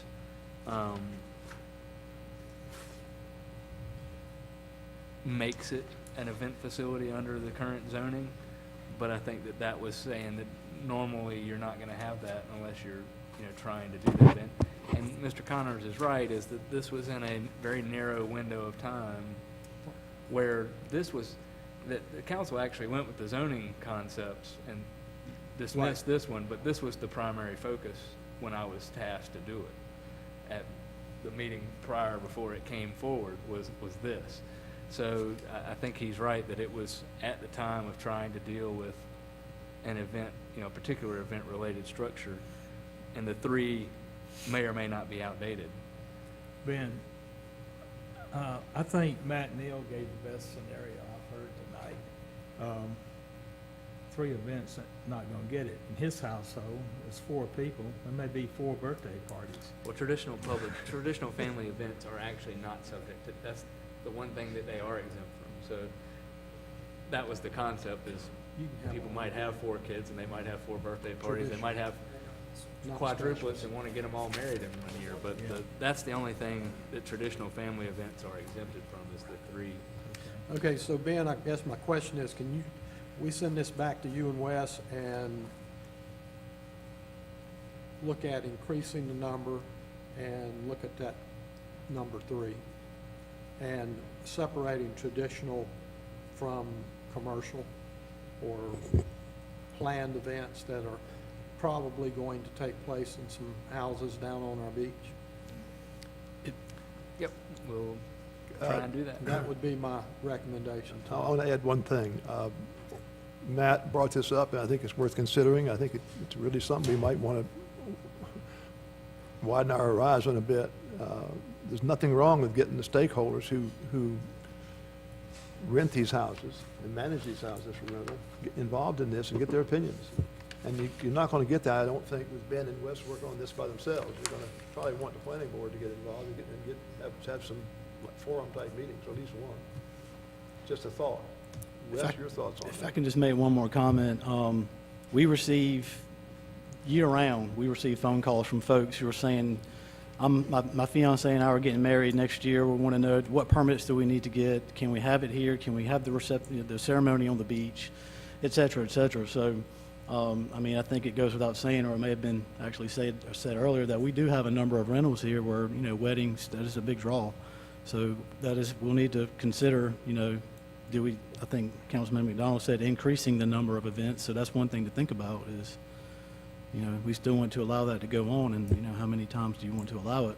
But whatever we do, it will take an educational effort to make sure all the realtors and property owners and everyone are on board and understand, you know, what we've decided to do. But if y'all want to go forward, or the stakeholders get involved first, that might be a good step as well. So I'd like to go ahead and make a motion to refer this to the planning board. Let them take a look at that.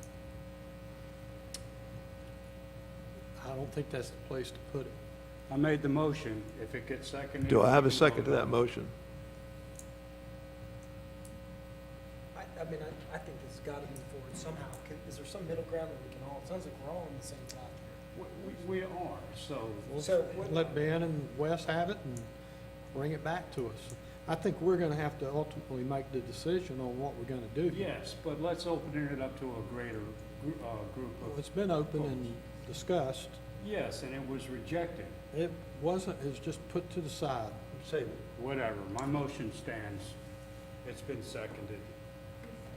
Nobody seconded it. I'll second your motion. The mayor did. Any further discussion? Anybody have any problem with me calling for a motion? I got a little bit. Yeah, go ahead. I can understand Gary's point about sending it to the planning board. We're bogging them down with other important issues. If this is just wording changes and definitions, I think Ben and Wes can make those changes. I think it goes beyond that. Well, maybe it does, but I mean, we've got some things that are conflicting with recent ZTAs that we've passed, like the septic capacity overnight guests. And also, the planning board can try and address the enforceability of this. I think everybody's recognized this is going to be very, as it is right now, very difficult for the town staff and police department to enforce, short of a complaint. I had suggested looking at these decks, you know, tightening up when an engineer certificate is. So anyway, I guess from my standpoint, I think we all in agreement that we need to move forward with something. But I do agree that time is important too. yes. So as a means of moving forward, let us do both. Let us ask Wes and Ben to look at this while the planning board is looking at it. And if they don't get back to us by next month, we'll have something, and if they're too busy for it, if they choose not to take it up, that's up to them. And if they choose to take it up, at least we'll have Ben and Wes working on it, and we have a head start on it. I agree. I think that's a good plan, because then Wes and Ben can come up with something that we can adopt immediately, but then at the same time, concurrently with that, the planning board can get it on their track, and it may take longer, but it would probably be, well, let's see what they do. I mean, I What they think can Gary come has a up with. point, and Fred has a point, was get it moving, and this will get it moving faster. But you have a point too about that, the transparency and allowing people who we don't otherwise see a voice. So, but let's do it in parallel tracks, and that would be. Well, so as I see it, we have a motion on the floor, which was Jim's motion to move this to the planning board. We have what I'll call an amendment to that motion to allow it to be considered by the by the town attorney and the town staff at the same time. Yes. That seems to be covering all bases here. Can I just make one more comment? There are two ways to deal with it. One, if it's an official amendment, then you could do a vote, or if Jim wanted to amend his motion and you wanted to amend your second, then you could just do it that way. That will, You want to amend your motion, Jim, so I can? Okay, what? Yes, okay. I'd like to amend the motion that while this is being reviewed by the planning board, that the town staff, the town planner and town attorney look at things that they can bring back to us at the July council meeting that we could possibly adopt. Re-second. I second that motion. Any further discussion? I just have one other comment, please. I'm sorry. Just to be clear, and I can't speak for the planning board, are you asking them to draft something new or to take what we've already proposed and consider with your comments? Because they're going to meet on June 17th, I believe. So they can certainly consider something then, and you're asking it to come back in July, which would be July 9th, which is what Ben and I would suggest. I don't know if they can come back to y'all in that amount of time with something like that. I can't speak for the board, but I'm just bringing it I up. think right now, let's just get it over to the planning board and let them start looking at it, because we have new members of the planning board that was not involved in this, you know, what is it, 3 years ago, 4 years ago, whatever. They were not involved at that time, but enforceability, and let's just see what the planning board would come up with. And I mean, take a fresh look at it. That's what I'm getting at. And that might also be the forum for having this stakeholders meeting. But again, let's just let the planning board may say, no, we don't want to do anything. Okay. Well, if the planning board chooses to do that, then we have language ready to go. Right. All in That's- favor? What did you say, Chris? If the planning board chooses not to take it up, Right. then we have language that's being worked on. Yes, To go forward. yes. So you call the vote. Yes. All in favor of the motion and the second, just we just made about what we're going to do with this issue, indicate by saying aye. Aye. Anyone opposed? All right. Mr. Mayor, Yes, just sir. to clarify for the record, for our directives, for staff directives on that, as we understood it, there was consensus among the council for an exemption for traditional family events. That's what we heard. And then possibly only regulate events of 75 people or more. That's what we heard. That's what we heard. Okay, and then possibly remove the 3 maximum limit to something or nothing. Just want to make sure that was the consensus of Yeah. everybody. And Okay. and to update the occupants. And update the occupancy language is possibly changed by ZTAs. Okay. Thank you, Peter. Anything further to discuss on this, council? The next item of business is consider a creation and procedure for appointments to the Citizens Advisory Committee to study and recommend ways of restricting cut-through traffic on town streets, requested by Councilman Newberry. And I guess, I don't want to put you on the spot, Fred, but are you,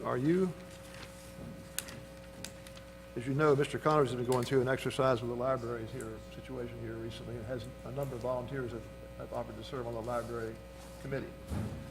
Are you willing to put together this committee and get the members going and get them organized as how you want to move forward? Yeah, let me discuss it, and then we can Okay. talk about All it right. some more. I think everybody that was here at the last meeting remembers the fact that Tommy Carroll, during his public comment period, had concerns about cut-through traffic, especially on South Dogwood, East Dogwood, and all up through the dunes. And it's been a problem for many years. And he suggested at that meeting that we form a citizens committee to address cut-through traffic. Now, we all understand that the Dogwoods Task Force came back with, as I recall, one recommendation, maybe one or two more, but we believe that there are a lot more options that should be considered, and a way to do that is to involve the public, not the council sitting up here coming up with ideas, but hear what the citizens think about the different options and ultimately make a recommendation. So I asked Tommy if he would work on some ideas about how he would present to us forming such a citizens committee. So if it's okay with the council, I'd like for Tommy to come forth and make a very brief recommendation, and then afterwards I'll be willing to make a motion to approve his recommendation, and then have further discussion and questions. Is that okay? You guys okay with that? Sure, it's fine. Okay. I asked Tommy to keep it very brief, so. And I don't want this to be a free-flowing type discussion. I'd like to keep it to we're not here to solve the problem of cut-through traffic, but here to hear his recommendation for forming a citizens committee to study and come up with options and recommendations for cut-through traffic. Tommy? Thank you, Fred, Council, Mayor. Yeah, no sales pitch. I think there's been a problem that's been ongoing for a long time, and we've beat it to death. We've talked about it. No solutions have come up. We've had the task force got together, and the bicycle task force got together, and they came up with some recommendations, but it wasn't the full focus of really what they wanted to do. They were concentrating on the bike path itself. Over even that short period of time, there have been, it's an ongoing, because I watch it, it's an ongoing problem not only in Southern Shores. We're not the only ones having that problem. And there are people out there, towns out there that are trying to fix the problem. So all I'm asking for is a nod of the head to say, hey, form a committee. There's obviously no expense to the town. It's volunteers. I'd be happy to put the task force together. I don't want to call it a task force. The committee together. I would also welcome members of the council and mayor to suggest people they'd like to be on it. I think it would be a good idea for us to have different. I live on that corner of north, southeast Dogwood. I know what goes on there.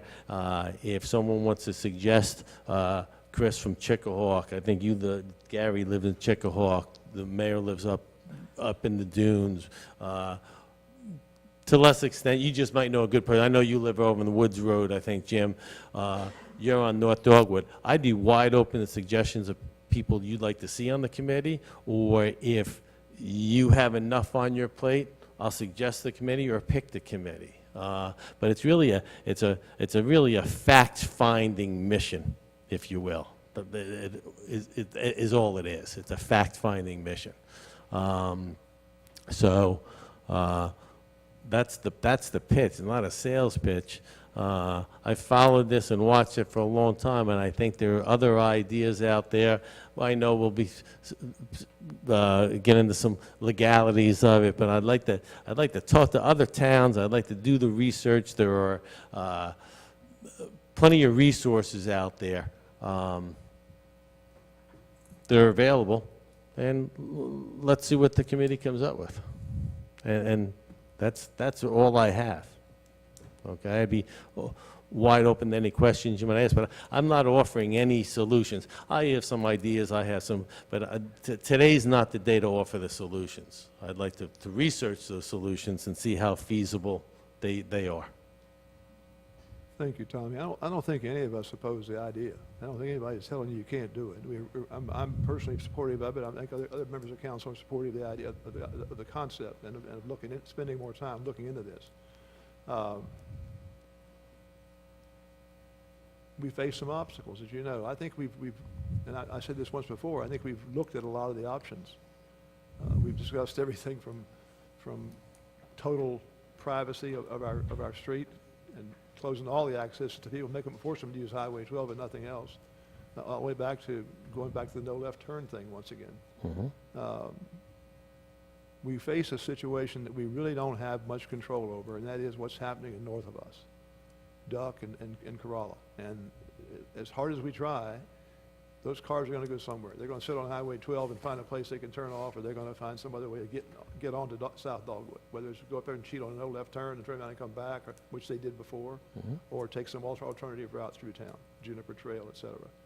But I have no problem with you guys, the committee as such, getting into this and studying it and coming back to us with a recommendation. Correct.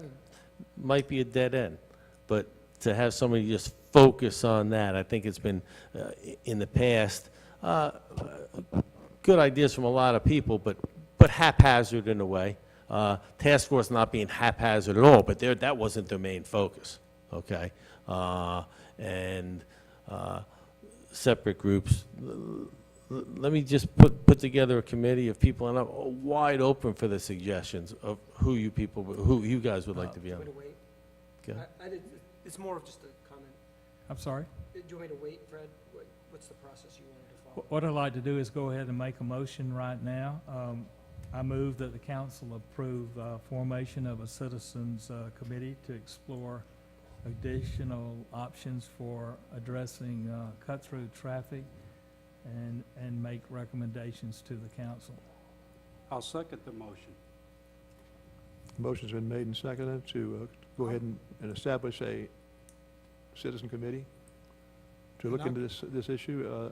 Any further discussion? I can go along with that, and I agree with you, but in your study, be sure that you include other effects, wax myrtle, sea oats, when they go around, and absolutely. juniper, what the effect's gonna be if we do. And I don't know, we don't know what we're gonna do, where or what, but when we did the closing of the no left turn, then we had people cutting in, going up Porpoise, going up East Dogwood, catching wax myrtle and catching sea oats and parking up there on those streets. Absolutely. So look at Yes. that also, please. Yeah. One more thing, I would recommend, Tommy mentioned that each council member have some input as far as who they would select to be on the committee or recommend to be on the committee. And also, I think we ought to put a boundary on it. We don't want to study this to death. We'd like for the committee to come back within, I'd say, several months, maybe September, October, and make their presentation. I can't say That would be the goal.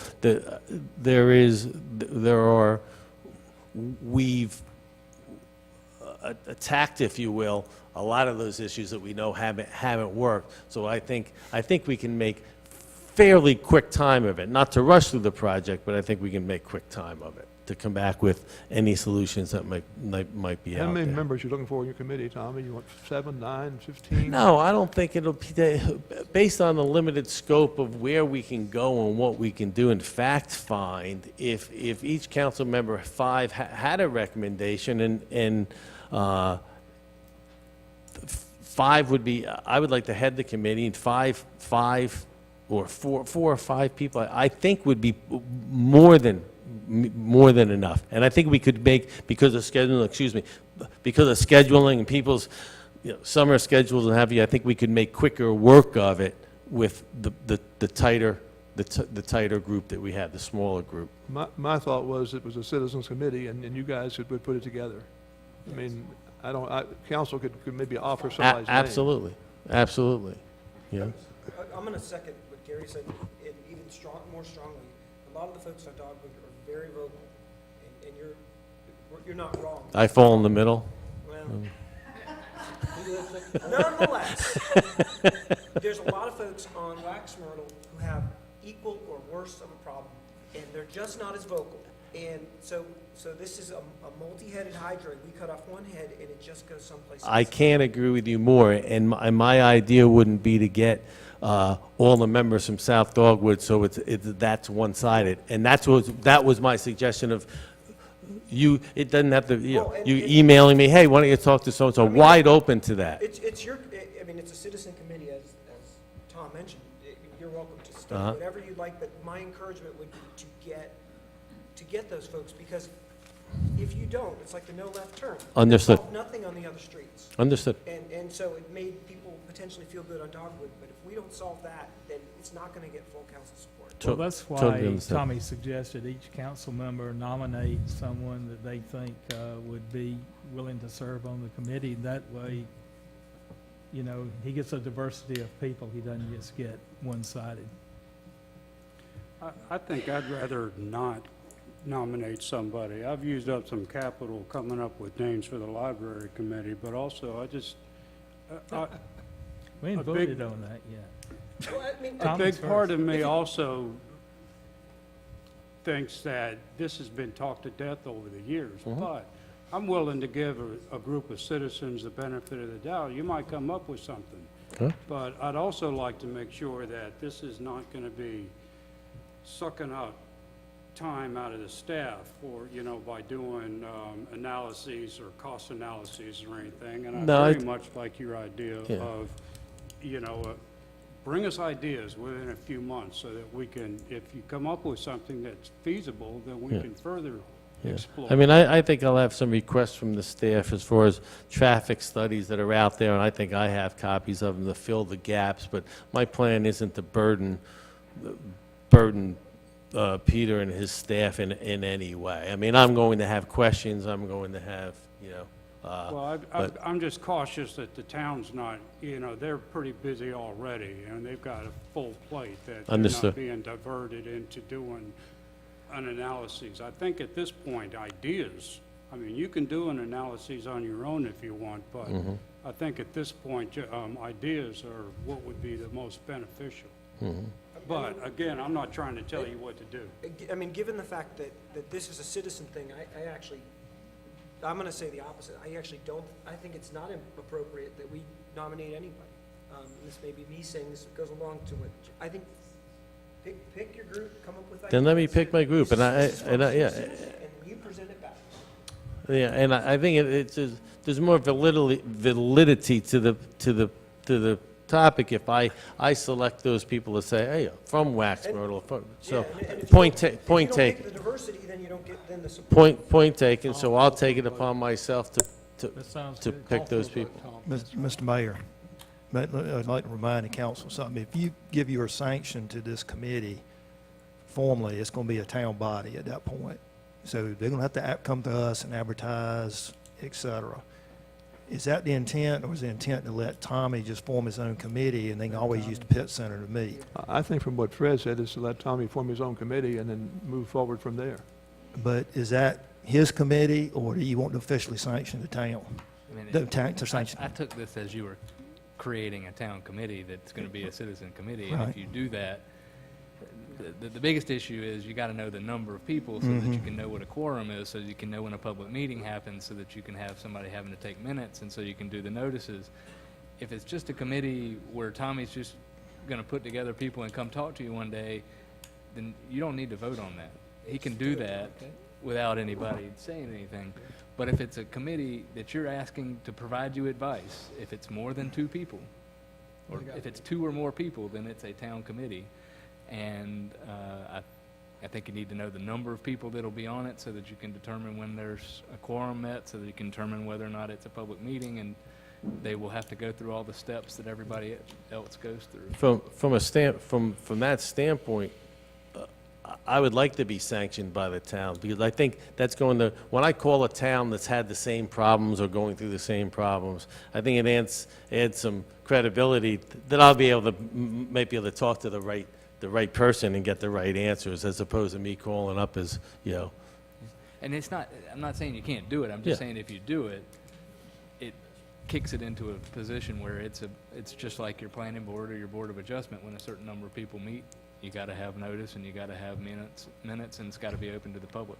How formal do you want this to be? I mean, that's it. You're the one that's got to keep those records and keep those, that number of people. I would there. like it to be exactly that way. I mean, I want it to be, you know, not that the other one wouldn't be legitimate, but, yeah. I mean, I would say unsanctioned, but, and that's what I was interpreting from you, Fred. I was too. That's the way had originally thought, Then- but he's brought up some good points, though. If the town or the council sanction it, it gives him a lot more credibility when he goes and talks to other towns. That he's not just. And is there an in-between? I understand the sanctioning part and that headache that could create. I mean, I think if you're going to sanction it, the better concept is to make a motion for call it something, give it a size, and appoint a chairman, and adjust in the motion how the appointments are made. And once you've done that, you've created a committee and done all the things that have to be done, I think. But I think those are the key steps to having a committee. How big is it? Who chairs it? And how do you put the people on it? And what I'm seeing is that you're talking 5 people, so a committee of 5. You're going to appoint Mr. Carroll as the chair. Right. And then you're going to allow Mr. Carroll to appoint the people who are on it. I think that if this is going to be sanctioned, then I'd ask that Fred head it up. As a member of council, then at that point, we're all in, right? I mean, at that point, if that's what we're doing, and I'm not against it, then Fred, you be the chair. And you come back to us with your recommendations. Tommy would be on it, of course. You could pick Tommy. You would have the control of the people. Boy, you're trying to create work for me when this man is volunteering to do it? You can have it, yes, that's correct, that's correct. Yes, that is correct. But no, it's just because at that point, it's our baby, and I just feel better that if there's a council member on that thing, as we're gonna talk about another one later, and Jim will probably want to be on that one. No, Let me ask you. but we'll get there. Jim, let me ask you a question. Jim. So, when we come up, and I'm just wondering, when we come up to the Library Advisory Committee, is that gonna be a sanctioned committee? Is that your thought? Yes, Okay. because we anticipate them going out with surveys, and they can use the town database to send out surveys. And that way, the survey results would come back to the town and be passed on to the library committee without getting into. And they have to advertise every time they meet and that kind of thing also, but that's okay. I would anticipate that. The whole purpose of this meeting is to draw in the public, so. I understand. I mean, I don't want to draw this out, but it's the same, I see the same issue. If you're gonna do a sanctioned committee, I think one of us needs to be on it. And if, in that case, I would say, Jim, it's your baby. I'm not against it, that you should be on that committee, and you, especially in that case, you're using town resources. Okay, well, let's talk about the committee makeup when Let's we finish get to this. that point. I make a motion. We have I already had a motion We on got it. a motion and a second on forming a committee. Yep. I'd amend that motion. Can I amend your motion Sure. to have Tommy as a chair, Fred as a member of the committee. And Tommy will appoint, how many more you want? 5 or 7? I would say 5 to 6 would do Tommy will it. appoint Yeah. 5 more members of the committee. That gives you a total of 6 then, That gives him a total of 6. Correct. That's how many Jim's got on this. 1, Okay. 2, That's fine, 5 more? that's fine. That's fine. That'd be a total of 6, Jim, so it'd be 2 and 4 more. Okay, 4 more. So my position would, No, 5 more. You'll have 7 total members. 7 total members. so my position would be in an advisory capacity to this committee. And believe it or not, if I'm in an advisory role and y'all are putting me to work, I'm gonna ask for town resources. And Well, we sanctioned it, so you, yes, sir. all in I favor? think like with any committee, though, it needs to be judicious. We can't be sending town staff into very long, lengthy analysis of different options. No one said we were gonna do that. I'm just making sure. We have a motion, we have a second. Tom? Any further discussion? Man, what is the motion right now? Motion To is have Tommy Tommy's the form a chair, committee. Fred's He's gonna be council on it. representative, and he's gonna appoint 5 more members. Okay. And we're gonna follow the 17. public, open, meeting rules. So you gotta give notice. All in favor of forming this committee as a town-sanctioned committee with the membership numbers we talked about and with the rules that we've talked about, indicate by saying aye. Aye. Anyone opposed? We have a sanctioned committee now looking into the left-turn traffic. Mr. Mayor, just want to remind Tommy then, congratulations, just let us know, ahead of time when your first meeting is, so it can be adequately advertised. Yes, sir. I will respect your time. And need without to, a- also, if you want to use this room for a meeting, need to reserve that through the clerk. She keeps a Okay. calendar. All right, thank you. I just want to add one thing. I'm not trying to put a damper on things. I just want to make you, I know you're aware of this because you have your own business and you rely on the tourist to make your profit. Absolutely. I found it interesting that Dare County, through their tourist bureau and their efforts, spends millions of dollars every year to bring visitors to the Outer Banks. And encouraging people to take their vacations with us, the towns along the Dare County coastline. Currituck does the same thing. We benefit directly from those dollars that the tourist industry provides to the county. There's no question about that. We get back a good part of our budget that we operate with from those tourist dollars. I wonder what kind of message Southern Shores is sending if we're going to start dreaming up ways to keep people off our streets. I think it's something we have to consider pretty carefully. What are we saying to the tourists when they come to an intersection, they can't go any further? I just want to keep that in mind. Especially when they have to pass my restaurant to get up to Corolla. Right. That's right. Well, point well taken. Thank you. Yep. Thank you very much.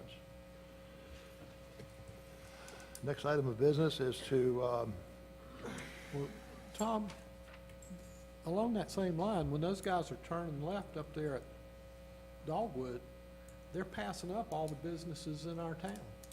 that's right. They're missing all our restaurants, everything. So Well, some of them are. keeping them coming this Some way of them are. might be a good thing. This time I'll ask Mr. Connors to talk to us about the appointment of proposed members to a potential Branch Library Advisory Committee requested by Jim Connors. Thank you, Mr. Mayor.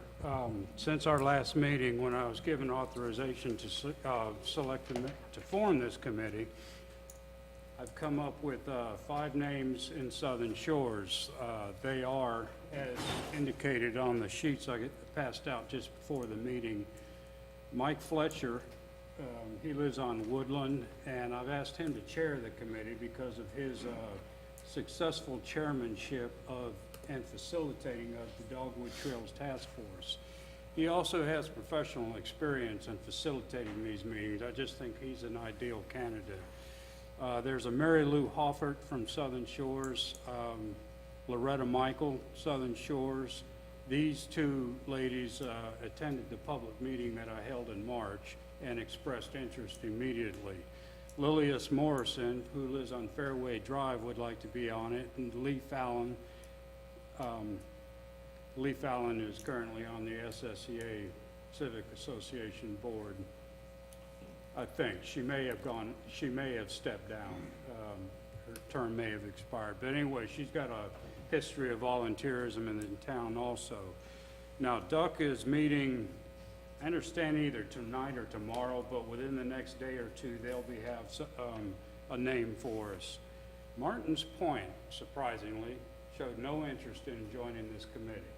They think that there is no need for one up here, that who visits the library? I disagree, but we afforded them the opportunity, and so from Kitty Hawk, it went to their town council, and Mayor Gary Perry is going to be the representative from Kitty Hawk. So that's the way I would suggest this. So we've got names for everybody except Duck right now, and they should be coming in within the next day or two. What I would suggest at this point is that we go ahead and turn this over to Mike Fletcher and let him initiate a kickoff meeting, which I would attend, and just brief them on what was done to date. And I don't know, I might give a suggestion of what they might do, but it's pretty much at that point, we kick it into the citizens to let them explore this. 7 total. Yes. I like this idea. Could we do just what we did on the other one, where 7 members? Right. So that may mean that somebody from Southern Shores may come off for Duck. I understand what you're saying. Just so that we're fair to everybody. You could be on the committee advisory only. You don't have to speak if you don't want. And just to move it forward, we'd go ahead and it'd be fully sanctioned. So you'd have some resources, and you won't go crazy with that. I would really rather not be, because given the politics in this town, this could very easily be perceived as a pet project of one of the council people. And I don't. But you got me doing it, why don't you? You resign.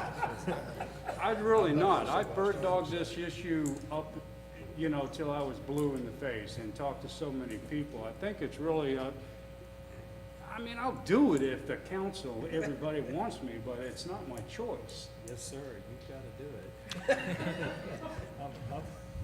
Make your motion, Chris. This is kind of like the I draft made my back in the motion. 70s. I second Chris's motion.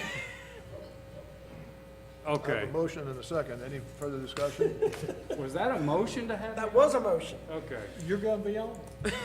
In an advisory role. That's all I said, yes. Okay. You're not the chair. You No, got. you're not the chair. We've got a motion. Okay. I got a motion and a second. All in favor 7 of... total. all But in- Mark can pick the members, right? Same deal as before, right? Yeah. Well, you can't pick Duck and Kitty Hawk. Well, those two would be, yeah. All in favor of establishing a sanctioned potential Branch Library Advisory Committee indicate by saying aye. Aye. Anyone opposed?